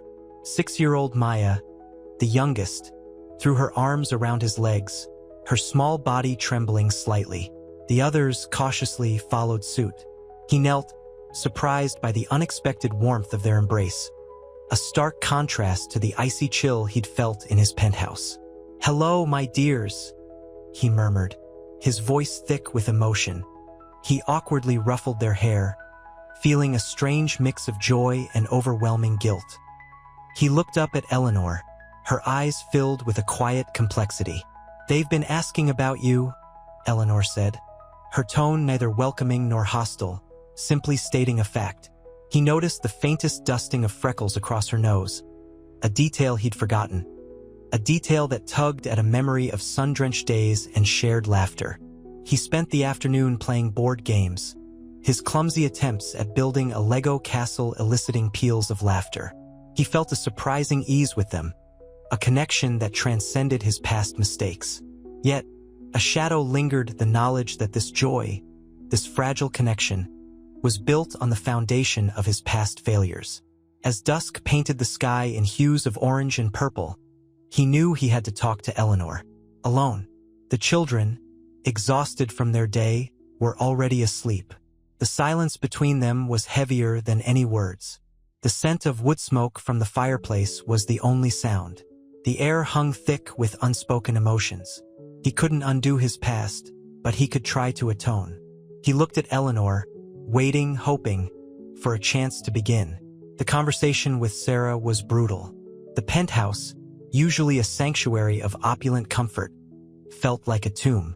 Sarah, perched on the edge of a silk-covered chair, her face a mask of wounded pride, listened as Arthur stammered his confession. The champagne flute in her hand trembled, its contents sloshing. The scent of expensive perfume, usually intoxicating, now felt cloying, suffocating. He saw the flicker of disbelief morph into cold anger in her eyes. "For children?" she finally whispered, the words laced with disbelief and a hint of disgust. You have 4 children?" Arthur nodded, unable to meet her gaze. The weight of his deceit pressed down on him, heavier than any guilt he'd felt before. The sharp scent of the lilies in a nearby vase suddenly felt like a cruel mockery of his situation. I didn't know," he managed, his voice barely audible above the hum of the city lights visible through the panoramic windows. The city, once a symbol of his success, now seemed to mock him with its indifferent gleam. Sarah laughed, a short, brittle sound that sliced through the silence. "Didn't know? Arthur, you abandoned your wife, and now you're telling me you didn't even know you had a family." He flinched. Her words, sharp and precise, were a brutal dissection of his life. The opulent apartment, once a testament to his success, now felt like a gilded cage. He wanted to explain, to unravel the tangled mess of his past, but the words caught in his throat. The silence stretched, taut and painful, punctuated only by the rhythmic ticking of a grandfather clock in the hall. "This changes everything," Sarah said finally, her voice low and chilling. She stood, the movement graceful yet resolute. The clinking of her champagne flute against the glass coffee table echoed in the suddenly vast space. This is over." She left, the click of the door echoing the shattering of Arthur's meticulously constructed world. He sank into a plush armchair, the luxurious velvet offering little comfort. He was alone, the weight of his past and his present responsibilities crushing him. But amidst the wreckage, a flicker of something else ignited, a profound sense of responsibility. He had to make amends. He had a family to build. He had a life to rebuild. The task was daunting, but for the first time, Arthur felt a glimmer of hope, born from the ashes of his broken life. The children, initially wary, observed Arthur from behind the worn, floral-patterned sofa in the foster home's living room. Sunlight streamed through the dusty window, illuminating motes of dust dancing in the air, a silent testament to Eleanor's tireless efforts. For pairs of dark eyes watched him, assessing, waiting. The scent of old books and faintly burnt popcorn hung in the air. 10-year-old Maya, the eldest, was the first to break the silence. Her voice, surprisingly mature, cut through the stillness. You're my father?" The question wasn't accusatory, but cautiously inquisitive, a tiny tremor in her voice betraying her underlying fear. Arthur swallowed, the lump in his throat as thick as concrete. He wanted to reach out to offer reassurance, but fear held him back. He'd spent years building walls around his heart, and now, faced with the raw vulnerability of these children, he felt utterly unprepared. "Yes," he finally managed, his voice a low rumble. I am." 4-year-old Joshua, the youngest, remained silent, clutching a well-loved teddy bear. His wide, dark eyes, mirrored in his twin sister, Ava's, darted between Arthur and Eleanor, seeking reassurance from his familiar presence. 8-year-old Ethan, a quiet observer, sat apart, sketching furiously in a notebook, his brow furrowed in concentration. The atmosphere was tense, a delicate balance of curiosity and apprehension. Eleanor, observing from the kitchen doorway, her expression unreadable, allowed a sliver of a smile to touch her lips. She knew this wouldn't be easy. The years of self-sufficiency had hardened her resolve, but the hope of a repaired family, flickering for so long in the recesses of her heart, had rekindled. The children, too, sensed this, however imperceptible. It lay in the gentle curve of her spine, the the slightly less rigid posture. It was in the way the light caught the small lines etched around her eyes, lines only deepened by years of worry but now softening with a hint of something akin to hope. Arthur watched them, a wave of guilt washing over him. He'd missed so much. Years of birthdays, school plays, first steps, first words, all lost in the selfish pursuit of a fleeting pleasure. Now, staring at these four children, his own flesh and blood, he felt the crushing weight of his past mistakes, the years of absence, the deep silence of untold stories. The children, in their quiet observation, began to reveal something fundamental in their eyes, an almost surprising yet silent understanding. They held no animosity, yet Arthur had so much to prove. The realization settled hard on him, a cold, uncomfortable truth. Earning their trust would be a far greater challenge than he'd ever imagined. The following weeks were a blur of hesitant smiles, awkward silences, and the persistent scent of burnt toast. Arthur, clumsy in his new role, fumbled with cereal boxes and struggled to tie Maya's shoelaces.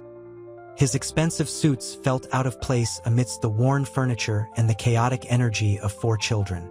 He learned that Ethan, the quiet artist, preferred charcoal sketches to boisterous games, while Ava, Joshua's twin, possessed a fierce independence that belied her tender age. Joshua, ever clinging to his teddy bear, was a whirlwind of barely contained energy, his laughter echoing through the small house. Maya, the eldest, remained the gatekeeper, her eyes watchful, her expressions guarded.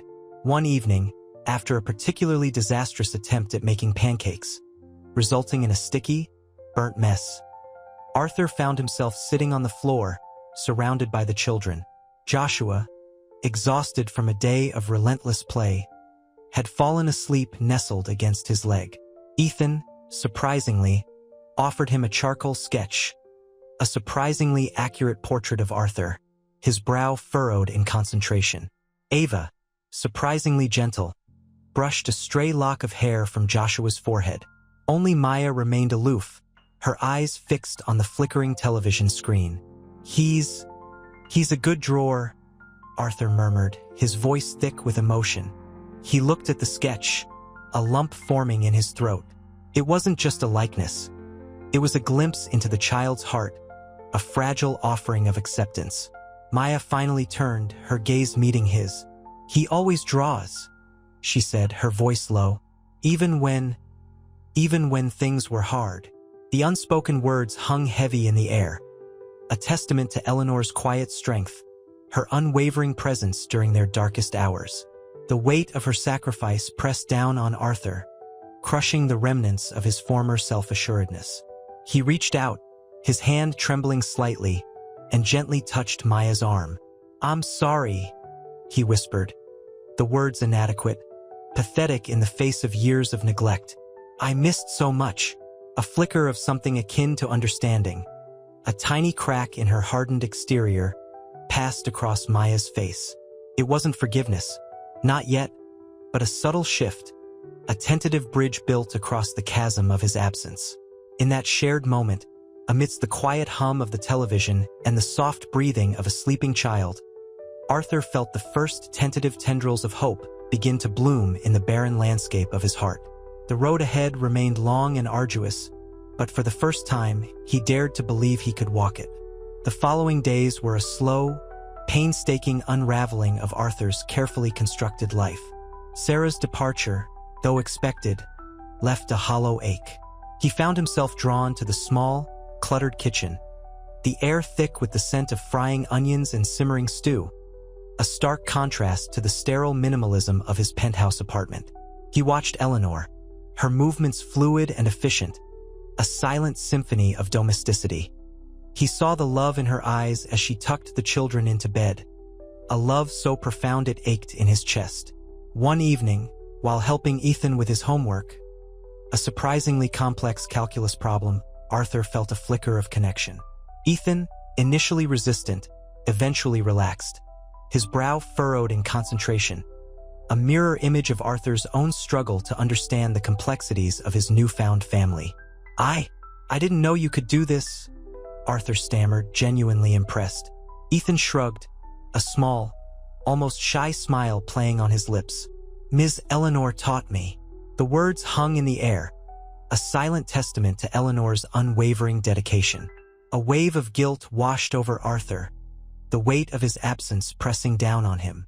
He'd missed years of this, years of quiet moments, shared triumphs, and the slow, steady growth of these children he'd never known. Later, Joshua, ever energetic, bounded into the living room, a drawing clutched in his small hand. "Look, Daddy!" he exclaimed, his eyes shining with pride. It was a crude, childish rendering of a family for children. A woman with kind eyes, and a man who resembled Arthur, though his features were softened, almost idealized. "That's us," Joshua declared, his voice filled with innocent joy. Arthur felt a lump form in his throat. This wasn't just a drawing. It was a fragile bridge, extending an olive branch across the vast chasm created by his years of absence. He knelt down, pulling Joshua into a hug, the scent of his hair, a mixture of sunshine and soap, filling his senses. "It's beautiful, son," he whispered, his voice thick with emotion. The tears he'd fought back for weeks finally threatened to spill over. This was his redemption, his chance to rebuild what he'd destroyed. This messy, chaotic family, with its burnt toast and crayon-covered walls, was his new beginning. The beginning of a life he never knew he could love so fiercely. The aroma of Eleanor's simmering stew, a comforting blend of herbs and spices, filled the air. Arthur, perched awkwardly on a kitchen stool, watched her move with a grace he hadn't appreciated before. Her hands, calloused yet delicate, stirred the pot with a practiced ease. He felt a pang of guilt, a sharp contrast to the sterile perfection of his former life. This kitchen, cluttered with the evidence of 4 burgeoning lives, was infinitely more beautiful. They're good kids," Arthur said, the words catching in his throat. He felt a blush creep up his neck. He'd never been good with children, never had the patience. Eleanor's lips curved into a faint smile, a subtle shift in her usual guarded demeanor. "They're resilient," she replied, her voice soft but firm. "And they deserve a father." The unspoken accusation hung heavy in the air.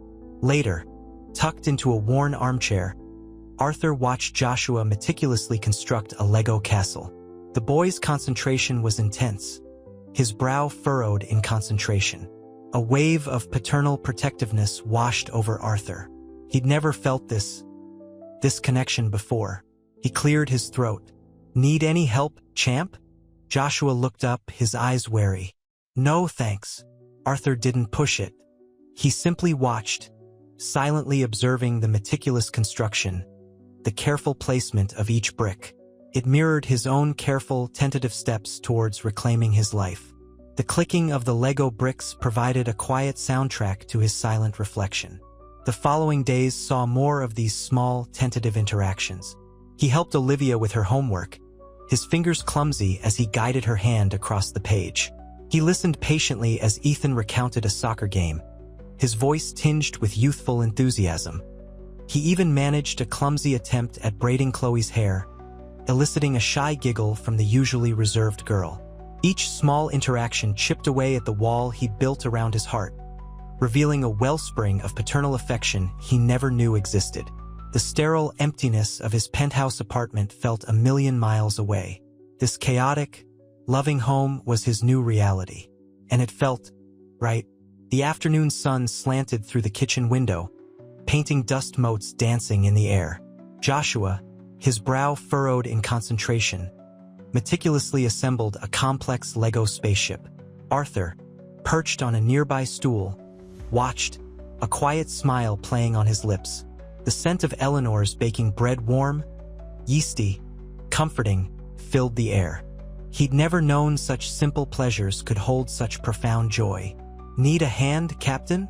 Arthur asked, his voice softer than he intended. Joshua looked up, his eyes still wary, but a flicker of something akin to trust shone within them. "Maybe later," he mumbled, returning to his task. Arthur didn't push it. He understood the slow, careful dance of rebuilding trust. That evening, during dinner, Olivia, usually quiet and reserved, surprised Arthur by engaging him in a conversation about her upcoming school play. He listened intently, asking thoughtful questions, genuinely interested in her anxieties and excitement. Her small, shy smile at his words was a reward greater than any fortune he'd ever amassed. Later, he found Ethan practicing soccer in the backyard, his small frame a blur of motion against the fading light. Arthur joined him, attempting to coach, his clumsy instructions eliciting more laughter than improvement. Yet, in that shared laughter, a bond formed, tentative but real. He felt a warmth spread through him, a feeling he'd never associated with anything other than fleeting moments of superficial satisfaction. Chloe, always the most reserved, sought him out before bed, her small hand clutching his. She shyly asked for a bedtime story. He read to her, his voice trembling slightly as he stumbled over some words. But in the quiet intimacy of that shared moment, in the warmth of her small body nestled against his, he found a peace he'd never known. The silence afterward hummed with unspoken emotions. His, hers, the quiet understanding that was finally blossoming between them. He felt the weight of his past mistakes begin to lighten, replaced by something new, something he was only just beginning to understand. Love. The sterile isolation of his past life felt like a distant, fading nightmare. This was his reality now, imperfect, chaotic, and profoundly beautiful. The aroma of burnt coffee jolted Arthur awake. He stared at the ceiling, the unfamiliar silence of the empty bed pressing down on him. He'd slept poorly, haunted by fragmented images of Eleanor's face, etched with a weariness that mirrored his own. He swung his legs over the side, the cold tile a stark contrast to the warmth he craved. He needed to talk to her. He found her in the garden, tending to the unruly roses. The morning sun caught the gold in her hair, highlighting the fine lines etched around her eyes, lines that spoke of laughter and tears, of resilience and unwavering strength. He watched her for a moment, his heart a tight fist in his chest. "Eleanor," he began, his voice rough with unspoken apologies. She turned, her gaze meeting his. There was no anger, no bitterness, just a quiet acceptance that held a hint of something else, something that made his breath catch in his throat. "Arthur." The single word hung in the air, heavy with the weight of their shared past. I wanted to apologize," he stammered, the words catching in his throat. The simple act of admitting his fault felt monumental. She didn't interrupt. She simply continued pruning a rose bush, her movements deliberate, almost meditative. The silence stretched, filled only with the chirping of birds and the gentle rustling of leaves. It was a silence that felt pregnant with unspoken emotions, a silence that Arthur found more unnerving than any confrontation. Finally, she spoke, her voice low and measured. "Apologies are easy, Arthur. Actions are what matter." He knew she was right. He'd spent 2 years building a life of superficial happiness, a life that had crumbled the moment he'd encountered her again. He'd traded the genuine connection he'd once had for hollow pleasure, a mistake that echoed through every fiber of his being. He knelt beside her, the scent of rich earth and roses filling his senses. He couldn't offer grand gestures, he realized, only the quiet, consistent effort of being present, of being a father, a husband, perhaps one day. "I want to be a part of their lives," he said, his voice thick with emotion. "I want to be a father to them." She looked at him then, truly looked at him, and for the first time since their reunion, he saw a flicker of hope in her eyes. A softening, a subtle shift in the guarded fortress she'd built around her heart. It wasn't forgiveness, not yet, but it was a crack in the wall, a glimmer of possibility in the bleak landscape of his past mistakes. The sun warmed his face, but the warmth emanating from her was far more potent, a beacon guiding him toward a future he hadn't dared to dream of. The kitchen hummed with the quiet chaos of breakfast. For pairs of eyes, dark and curious, watched Arthur fumble with the pancake batter. He'd burned the first batch, a testament to his inexperience. The scent of burnt sugar mingled with the sweeter aroma of syrup, a stark metaphor for his own clumsy attempts at fatherhood. 8-year-old Naomi, her braids bouncing, giggled at his clumsiness. 12-year-old Caleb, ever the stoic one, observed with a skeptical tilt of his head. 10-year-old twins, Maya and Ethan, bickered over the last sausage. "Daddy, you're making a mess," Maya chided, her voice laced with amusement. Arthur chuckled, a genuine laugh that surprised even him. "I'm learning," he said, carefully flipping a pancake this time. It landed perfectly, a small victory. Later, he helped Caleb with his algebra homework, the boy's frustration palpable. Arthur, never academically inclined, found himself patiently explaining the concepts, a newfound patience born of necessity and a growing love for his son. He felt a surge of pride when Caleb finally grasped the problem, a shy smile touching his lips. That evening, he sat with Eleanor on the porch swing, the crickets chirping their nightly symphony. The air was thick with the scent of honeysuckle. He reached for her hand, a hesitant gesture. She didn't pull away. I don't know what I did to deserve this," he whispered, his voice heavy with remorse. Eleanor's gaze drifted to the children playing in the yard, their laughter echoing in the twilight. "You're giving them a chance," she said softly, her voice barely a breath. "That's all they ever wanted." The silence stretched, comfortable now, filled only with the sounds of the night and the unspoken words hanging between them. The weight of the past still lingered, but a new, fragile hope had begun to bloom, nurtured by the quiet moments, the shared laughter, the blossoming love for the children who were the unexpected bridge between them. The journey was far from over, but in the stillness of the evening, Arthur felt a sense of peace he hadn't known existed. He was a changed man, irrevocably altered by the weight of his past and the unexpected love that had risen from the ashes.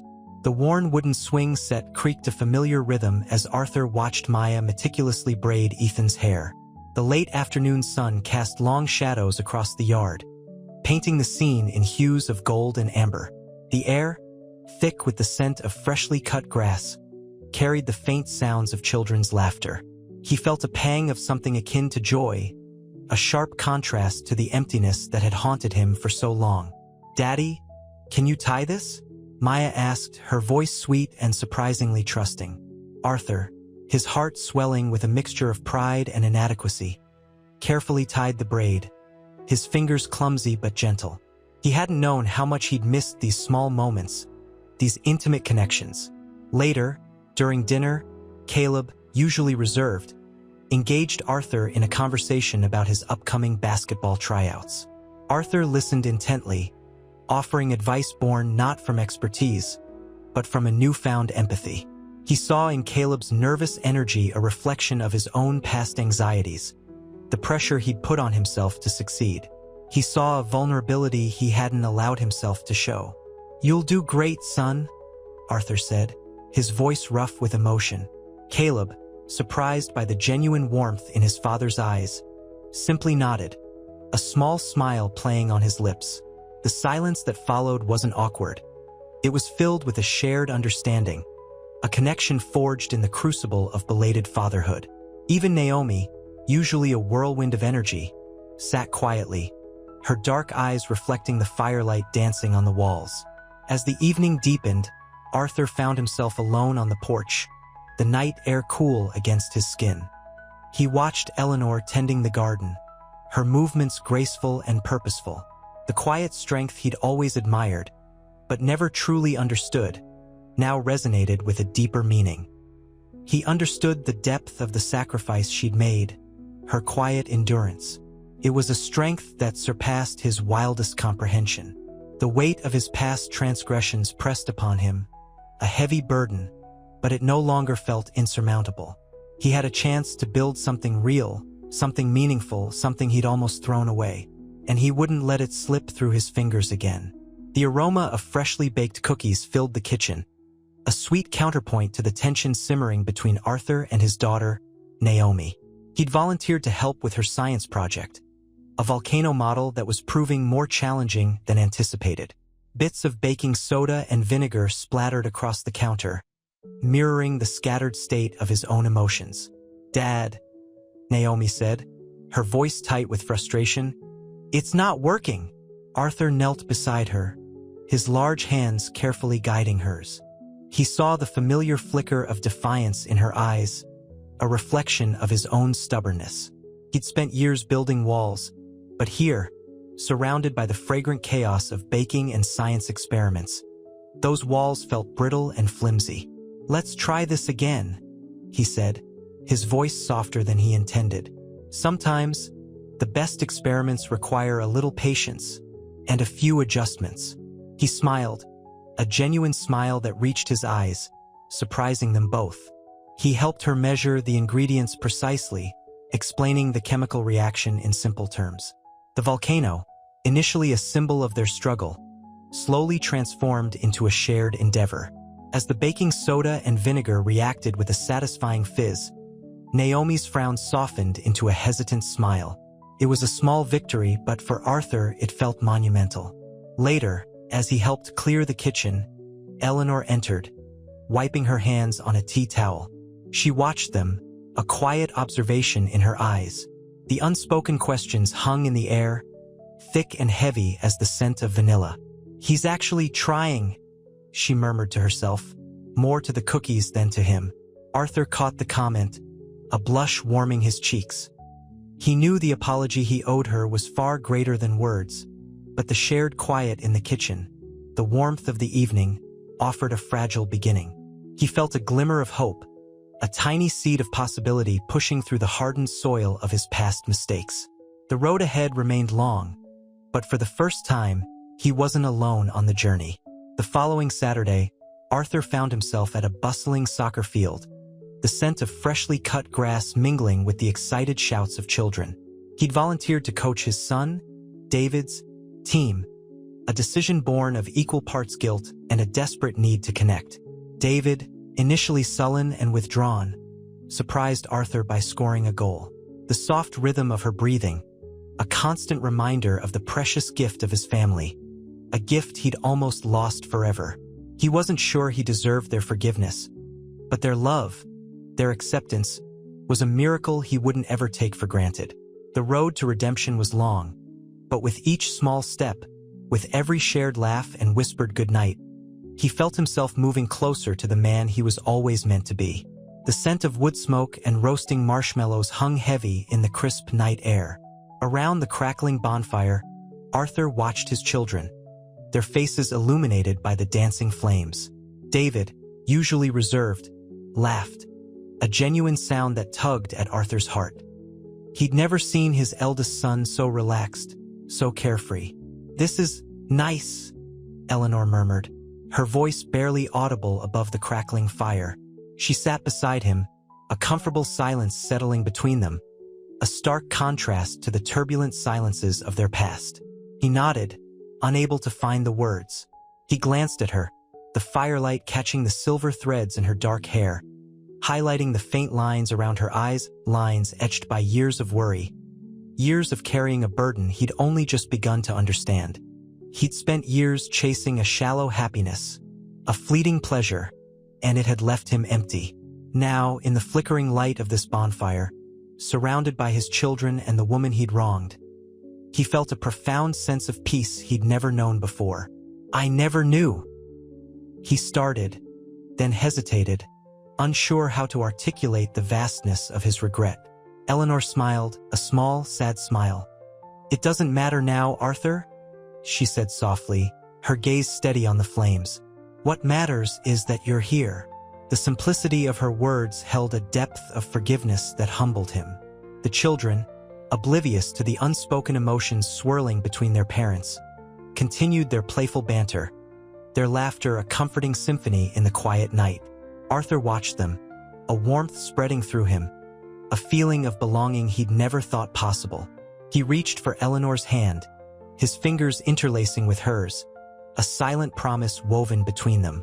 The fire crackled, casting dancing shadows that seemed to whisper of a future built on forgiveness, understanding, and the enduring strength of family. The smell of roasting marshmallows reminded him he was part of something real, something beautiful, something he'd almost lost forever. The following morning, Sunlight streamed through the gaps in the curtains, painting stripes across the children's faces. Arthur watched them sleep, a quiet reverence in his heart. He'd spent the night on a cot in the living room, the scent of wood smoke still clinging to his clothes, a tangible reminder of the previous evening's bonfire. He felt a profound shift within him, a settling of the restless spirit that had haunted him for so long. He tiptoed to the kitchen, the quiet squeak of his shoes the only sound in the otherwise silent house. Eleanor was already awake, humming softly as she prepared breakfast. The air hummed with a quiet domesticity that felt both strange and comforting. "Morning," he whispered, the words sounding unfamiliar even to his own ears. Eleanor turned, a faint smile playing on her lips. "Morning," she replied, her voice soft, but with an underlying strength that resonated deep within him. "The children are still asleep. I made pancakes." He watched her move with a grace he'd almost forgotten, the ease of her movements a testament to the years she'd spent nurturing these children. His children. The smell of maple syrup and butter filled the air, a comforting aroma that eased the lingering tension between them. He sat at the kitchen table, the smooth wood cool beneath his hands. A silence settled between them, a comfortable silence this time, devoid of the accusations and unspoken resentments of the past.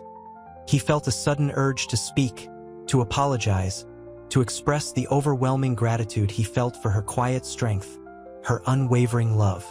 "Eleanor," he began, his voice hoarse with emotion. I don't know what to say." She met his gaze, her eyes filled with a mixture of sadness and understanding. "You don't have to say anything, Arthur," she said softly. "Just be here." The simplicity of her words held a profound depth, a forgiveness that overwhelmed him. He nodded, the lump in his throat preventing any further words. He looked at the pancakes, golden brown and perfectly cooked, a simple act of kindness that spoke volumes. He took a bite, the sweetness a balm to his soul. He was home. The following weeks unfolded in a blur of quiet moments and tentative steps.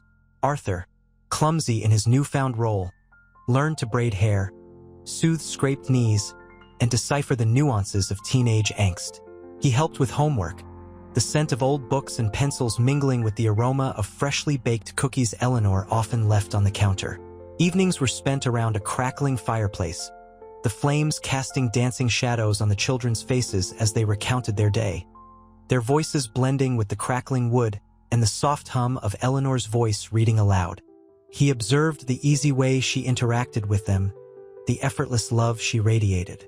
He felt a pang of guilt, a sharp stab of regret. One rainy afternoon, the rhythmic drumming of rain against the window panes accompanied Arthur as he helped 10-year-old Maya with her math homework. He felt a profound sense of peace, a contentment he'd never known before. "I get it now, Dad," Maya said, a wide grin spreading across her face. "Thanks."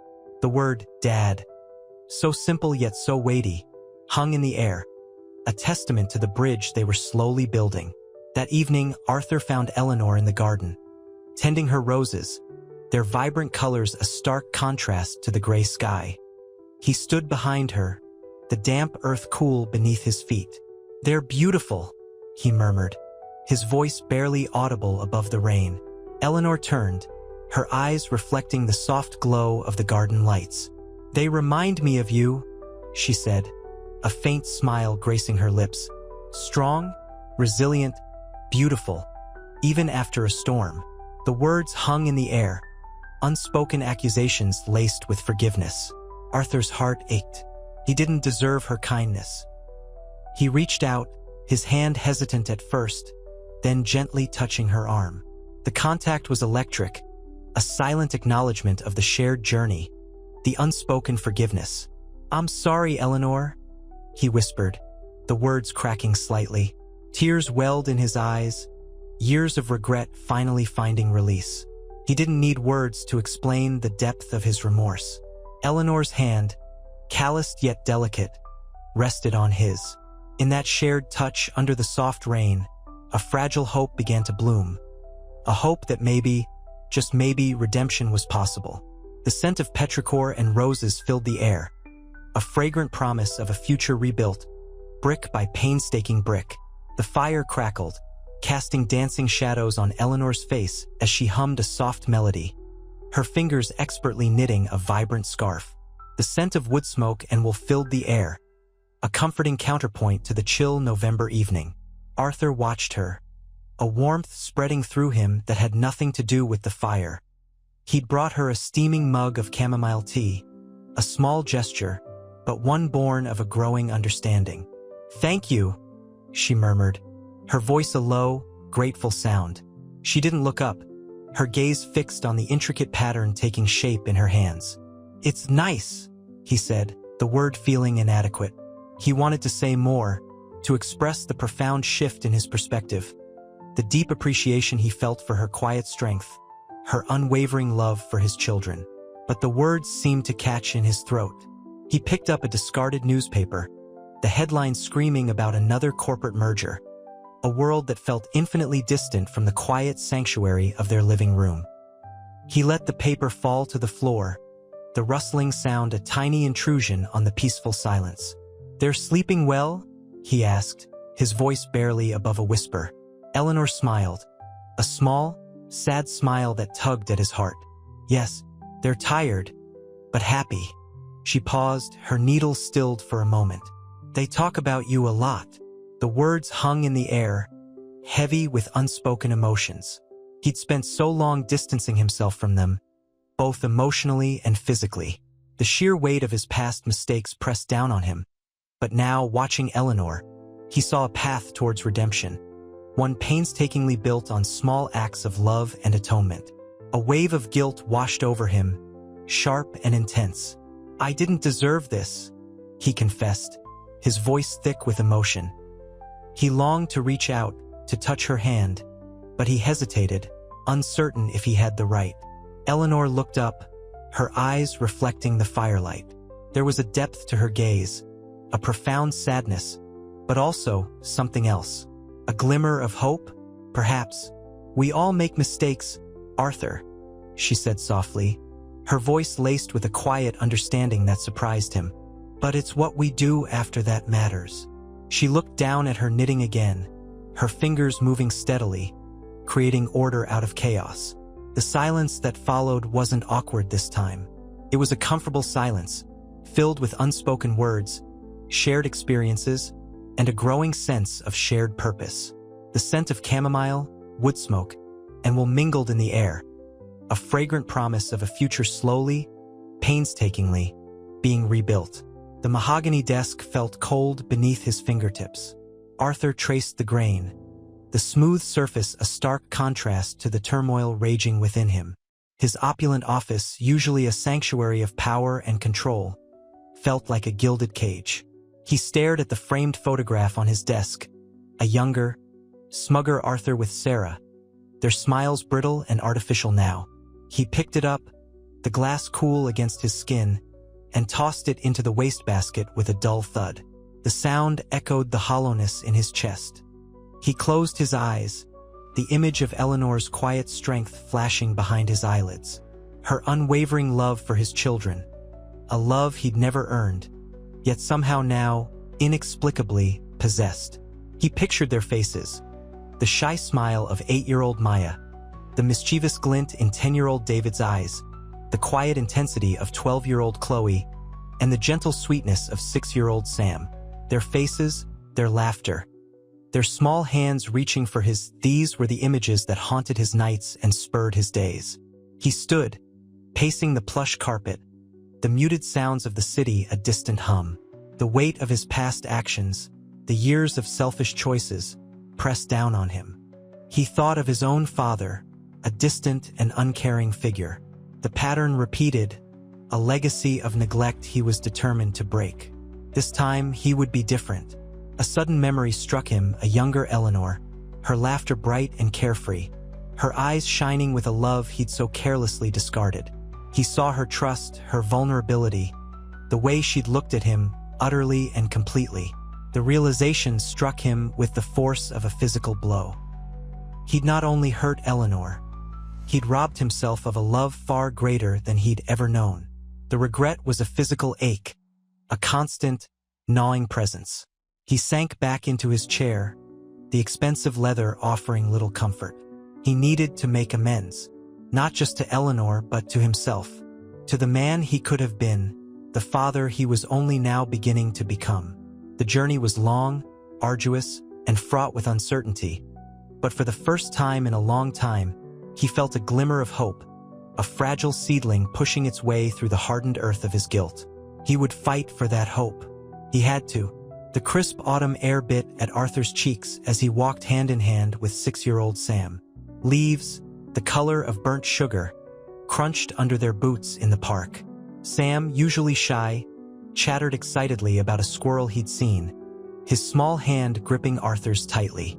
The warmth of Sam's hand, the innocent joy in his eyes, was a stark contrast to the icy dread that had gripped Arthur only weeks ago. He looked down at his son, his heart aching with a love both fierce and terrifyingly new. "Daddy," Sam said, his voice barely a whisper. "Can we swing again?" Arthur's throat tightened. "Of course, son," he managed, his voice rough with emotion. The simple act of pushing Sam on the swing, the rhythmic creak of the chains, the joyous squeals of his son, felt like a sacred ritual, a testament to the life he was painstakingly rebuilding. He watched Sam soar, a small silhouette against the vast autumn sky, and felt a profound sense of peace he'd never known before. Later, sitting on a park bench, Eleanor watched them from afar. The setting sun cast long shadows, painting the scene in hues of orange and gold. She saw the tenderness in Arthur's eyes, the way he knelt to adjust Sam's shoe, the genuine affection in his touch. A single tear traced a path down her cheek. It wasn't just forgiveness she saw in his actions. It was a profound transformation, a shedding of the old, selfish Arthur. He wasn't the man who had walked away 2 years ago. This man was different. This man carried the weight of his past, but carried it with grace. As Arthur approached, she quickly wiped away the tear. "He's tired," she said, her voice low, her gaze meeting his. There was a silent understanding between them, a shared history woven into the fabric of their present. "He's worn me out, too," Arthur chuckled, a genuine, heartfelt sound. He sat beside her, the silence comfortable, punctuated only by the rustling leaves and the distant laughter of children. He reached for her hand, and this time, there was no hesitation from either of them. Their clasped hands were a silent promise, a testament to a journey taken, and the path still ahead. The path towards redemption, towards healing, towards a future they were building together, brick by fragile brick. The mahogany desk, usually a symbol of Arthur's success, now felt like a cold, imposing judge. He sat, staring at a photograph, Eleanor, younger, her smile radiant, a stark contrast to the quiet strength he saw in her now. The children, for cherubic faces, mirrored that strength, a resilience born of hardship. He traced Eleanor's face with a trembling finger. Guilt, a familiar companion, clawed at him. He picked up his phone, the polished surface reflecting his haggard features. He hesitated, his thumb hovering over Eleanor's number. The fear of rejection, of being met with silence or anger, was almost paralyzing. He closed his eyes, remembering the children's hesitant smiles, their tentative steps towards acceptance. He needed to tell her, to share the burden of his past, to ask for forgiveness. He dialed the number. The ringing echoed in the oppressive silence of his office, each ring a hammer blow against his already fragile composure. Her voice, soft but firm, answered. "Eleanor?" he began, his voice a low rumble. "Arthur?" she replied, her tone neutral, betraying nothing of her inner turmoil. The simple word hung between them, heavy with unspoken emotions, years of silence and regret. I need to see you," he stammered, the words tumbling out in a rush. "There's something I need to talk about." The fear of her rejection warred with his desperate need to atone. He heard her sigh, a small sound, almost imperceptible, yet it held the weight of her unspoken pain. "Tomorrow," she said, her voice barely a whisper. 3 o'clock. The park. The line went dead, leaving Arthur alone with the echoing silence and the crushing weight of his past. The photograph in his hand felt strangely warm, a tangible link to the family he was only now beginning to understand and desperately wanted to embrace. The aroma of wood smoke and damp earth hung heavy in the crisp autumn air. Arthur sat on a park bench, the cold seeping into his bones, mirroring the chill that had settled deep in his heart. He watched the children, for vibrant bursts of energy against the muted browns and grays of the late afternoon, playing near a towering oak. Their laughter, once a distant echo, now resonated within him, a comforting counterpoint to the turmoil in his soul. He saw himself reflected in their eyes, the hesitant trust, the guarded hope. He'd spent years building walls, protecting a fragile ego. Now, those walls crumbled, revealing a cavernous emptiness he'd never acknowledged. Eleanor arrived, her coat the color of twilight, her face etched with a quiet weariness that tugged at his heart. She didn't speak, simply sat beside him, the space between them a chasm filled with unspoken words. I didn't know," he began, his voice a low tremor. About them, the confession hung between them, heavy with regret. Eleanor's gaze remained fixed on the children, her voice soft, almost inaudible. "You weren't meant to." The words were not accusatory, more a statement of painful fact. A silence descended, broken only by the rustling leaves and the distant squeal of a child's laughter. Arthur felt a wave of shame, the weight of his past actions crushing him. He saw in Eleanor's eyes a reflection of his own pain, a pain compounded by years of silent sacrifice. He reached out, his hand trembling as it brushed against hers. The contact was a shock, a raw connection that transcended words. He felt the chill vanish, replaced by a warmth that spread through him, a fragile hope blossoming in the bleak landscape of his guilt. He needed to make amends, not just for Eleanor, but for the children, for the life he had carelessly discarded. This wasn't about redemption, not yet. It was about taking the first step, accepting the responsibility that his selfish choices had evaded for so long. The journey would be long, arduous, but for the first time in a long time, Arthur felt a flicker of genuine hope, a belief that perhaps, just perhaps, he could begin to rebuild the shattered fragments of his life. The crisp morning air, scented with pine and damp earth, invigorated Arthur. He watched Eleanor, sunlight catching the fine strands of gray in her dark hair, as she patiently helped Maya with her braiding. The sight stirred something deep within him, a warmth that wasn't just the sun on his skin. He'd spent weeks observing them, his children, learning their laughter, their fears, their unique personalities. This wasn't a performance. It was a slow, painstaking process of becoming a father. He approached cautiously. "Maya needs help with her hair?" he offered, his voice hesitant. Eleanor looked up, her expression guarded but not unkind. A small smile played on her lips. "She's a perfectionist," she replied, her voice a low melody.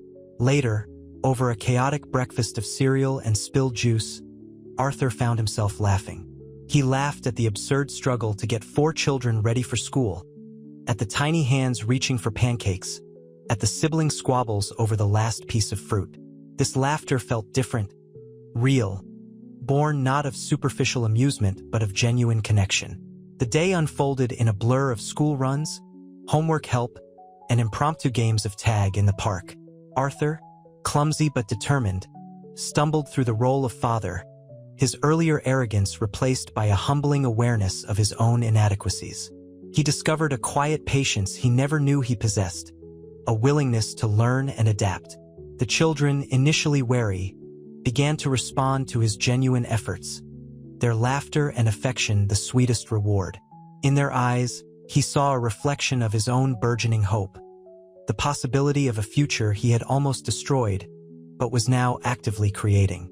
The guilt remained, a constant companion, but it no longer consumed him, fueled him. It was the driving force behind his efforts, the reminder of the man he no longer wished to be. The aroma of freshly baked bread mingled with the scent of wood smoke from the fireplace, a comforting contrast to the chill autumn air outside. Arthur, sitting at the kitchen table, watched Eleanor effortlessly manage the evening chaos. For pairs of eyes, bright and curious, followed her every move. He felt a pang of guilt, a familiar ache in his chest. He'd missed so much. Dad, youngest Maya, tugged at his sleeve. Her eyes, the same captivating shade of brown as Eleanor's, held a quiet trust that both humbled and overwhelmed him. He knelt, meeting her gaze. "Can you help me with my homework?" He cleared his throat. "Of course, sweetheart." He felt the familiar clumsiness of a role he was still learning. The math problem seemed simple, yet his mind wandered, replaying the painful memories of his past. He could almost taste the bitterness of his earlier life, a stark contrast to the sweetness of this moment. Later, after the children were tucked into bed, a comfortable silence settled over the kitchen. Eleanor sat across from him, a steaming mug warming her hands. The fire crackled merrily, casting dancing shadows on the walls. "They're good kids, Arthur," Eleanor said, her voice soft, almost a whisper. She didn't look at him, her gaze fixed on the flickering flames. He nodded, unable to find words. The weight of his past actions pressed heavily on him, a constant reminder of the life he'd nearly thrown away. "I know," he finally managed, his voice husky. I'm trying to be a better father." She finally looked up, her eyes meeting his. A glimmer of something, hope, forgiveness, flickered in their depths. "It's not too late," she said, a small, almost imperceptible smile gracing her lips. The words hung in the air, fragile yet potent, a beacon of light in the darkness of his past. He reached across the table, his hand covering hers. Her skin was cool, yet the touch sent a wave of warmth through him. He knew the road ahead wouldn't be easy, but for the first time in a long time, he felt a sense of peace, a quiet hope for a future he was actively building, brick by painful brick, the future he almost didn't deserve. The following weeks unfolded in a blur of activity. Arthur, surprisingly adept with a hammer and nails, helped rebuild a rickety playhouse, the scent of fresh pine filling the air. He learned to braid Maya's hair, his clumsy fingers fumbling at first, then finding a rhythm, a gentle connection. He discovered David's passion for chess, losing strategically every game, his laughter a balm to his guilt. The twins, Chloe and Zoe, giggled as he read them bedtime stories, their tiny hands clasped in his. The house, once filled with the cold echoes of his absence, resonated now with the warmth of laughter, the comforting chaos of family life. One evening, while the children were asleep, Arthur found Eleanor in the garden, tending to her roses. The late afternoon sun cast long shadows, painting the scene in hues of gold and amber. He sat beside her, the scent of damp earth and roses filling his lungs. Silence hung between them, comfortable and weighty. "They're amazing," he finally said, his voice barely above a whisper. Eleanor smiled, a slow, gentle curve of her lips. "They are," she agreed, her gaze fixed on a particularly vibrant bloom. "They've brought so much joy into my life, Arthur. More than I ever imagined. I know I messed up," he confessed, his voice thick with emotion. "I was a fool." She looked at him then, her eyes, deep pools of understanding, holding a mixture of sadness and forgiveness. "We all make mistakes, Arthur," she said softly, "but it's what we do after that defines us." She paused, her gaze drifting back to the roses. "And you're trying." The unspoken question hung in the air. Could they rebuild what they'd lost? He couldn't yet fathom a romantic reconciliation, but the profound sense of shared purpose, the deep bond forged in the crucible of their shared children, was a foundation stronger than any past resentment. The shared silence held a promise, a fragile hope for a future they would build together, not as lovers this time, but as a united front for their children, their family. The aroma of roses and the warm setting sun seemed to witness this quiet understanding, a silent testament to the slow, painstaking process of healing and redemption. The morning sun, a gentle hand, woke Arthur. He lay for a moment, the weight of the previous evening's conversation still pressing on his chest. He'd slept soundly, a sleep born of exhaustion and a surprising peace. He looked across the room. Eleanor was already awake, the quiet hum of her movements a familiar comfort. The children slept, a tangle of limbs and soft breaths under their patchwork quilts. A sense of belonging, profound and unexpected, settled over him. This was his family, imperfect, chaotic, utterly and completely his. He made coffee, the rich aroma a fragrant promise of a new day. He carried 2 mugs into the kitchen where Eleanor sat by the window, the light catching the fine lines around her eyes, lines etched by time and worry, now softened by a gentle acceptance. He set a mug before her. "Morning," he murmured, his voice hoarse from sleep. Eleanor smiled, a small, hesitant smile that spoke volumes. "Morning, Arthur." She took a sip of the coffee, her eyes looking out at the budding garden, a hint of wistful sadness in their depths. He watched her, this woman he'd hurt so deeply, now the anchor of his life. The guilt still gnawed, but it was different now, muted by a growing sense of responsibility and a deep wellspring of love. He found himself reaching out, his fingers brushing against hers. "Thank you," he said, his voice barely a whisper. "For everything." Her hand squeezed his gently. It's been a journey, Arthur." Her voice was soft, almost brittle. "But they are worth it. Every single moment." She looked at him, her eyes searching his. "And perhaps so are you." The implication hung in the air, thick with unspoken possibilities. The children stirred, a chorus of sleepy sounds that heralded the start of a new day, a new chapter in their shared lives. A day of slow healing and tentative hope. The scent of wood smoke and frying bacon hung heavy in the air, a comforting contrast to the chill October morning. Sunlight, pale and watery, filtered through the kitchen window, illuminating dust motes dancing in the golden beams. Arthur watched Eleanor, her hands moving with practiced ease as she flipped pancakes on the griddle. The rhythmic sizzle was a soundtrack to their quiet morning. For pairs of small eyes watched from the breakfast bar, a constellation of eager faces. The children, once wary and withdrawn, now jostled for space, their laughter a bright counterpoint to the lingering shadows of the past. Even the youngest, little Maya, usually shy, was chattering excitedly about a school trip. "Daddy," 8-year-old Liam announced, his eyes shining. "Ms. Evans said my drawing was the best in the class." He held up a crumpled piece of paper, a vibrant depiction of a fierce lion. Arthur felt a lump in his throat. This small, proud moment was more valuable than any business deal he'd ever struck. He knelt, his gaze locking with Liam's. "That's amazing, son," he whispered, his voice thick with emotion.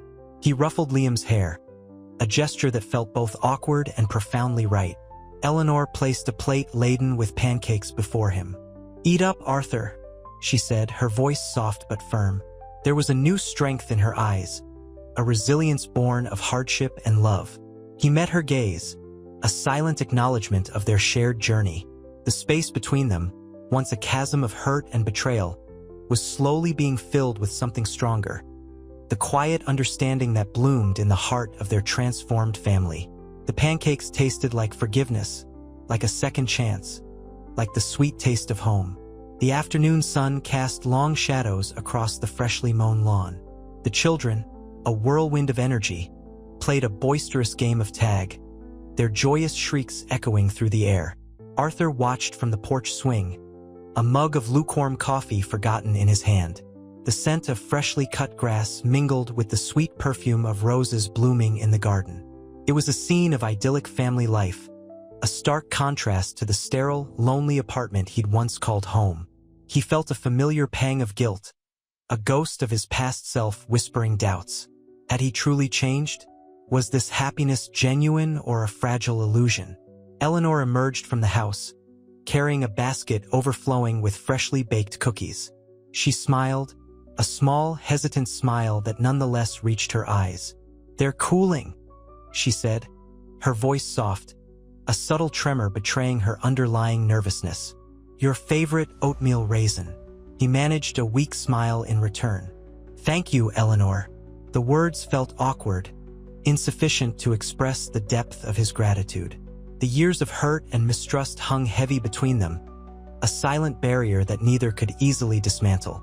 There, enjoying themselves, he observed, his gaze drifting towards the children's playful chaos. A genuine smile finally broke through, a smile that held the weight of his transformation.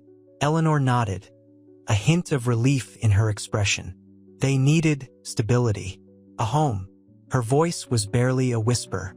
The unspoken words hung in the air, a shared acknowledgement of the monumental effort it had taken to build this fragile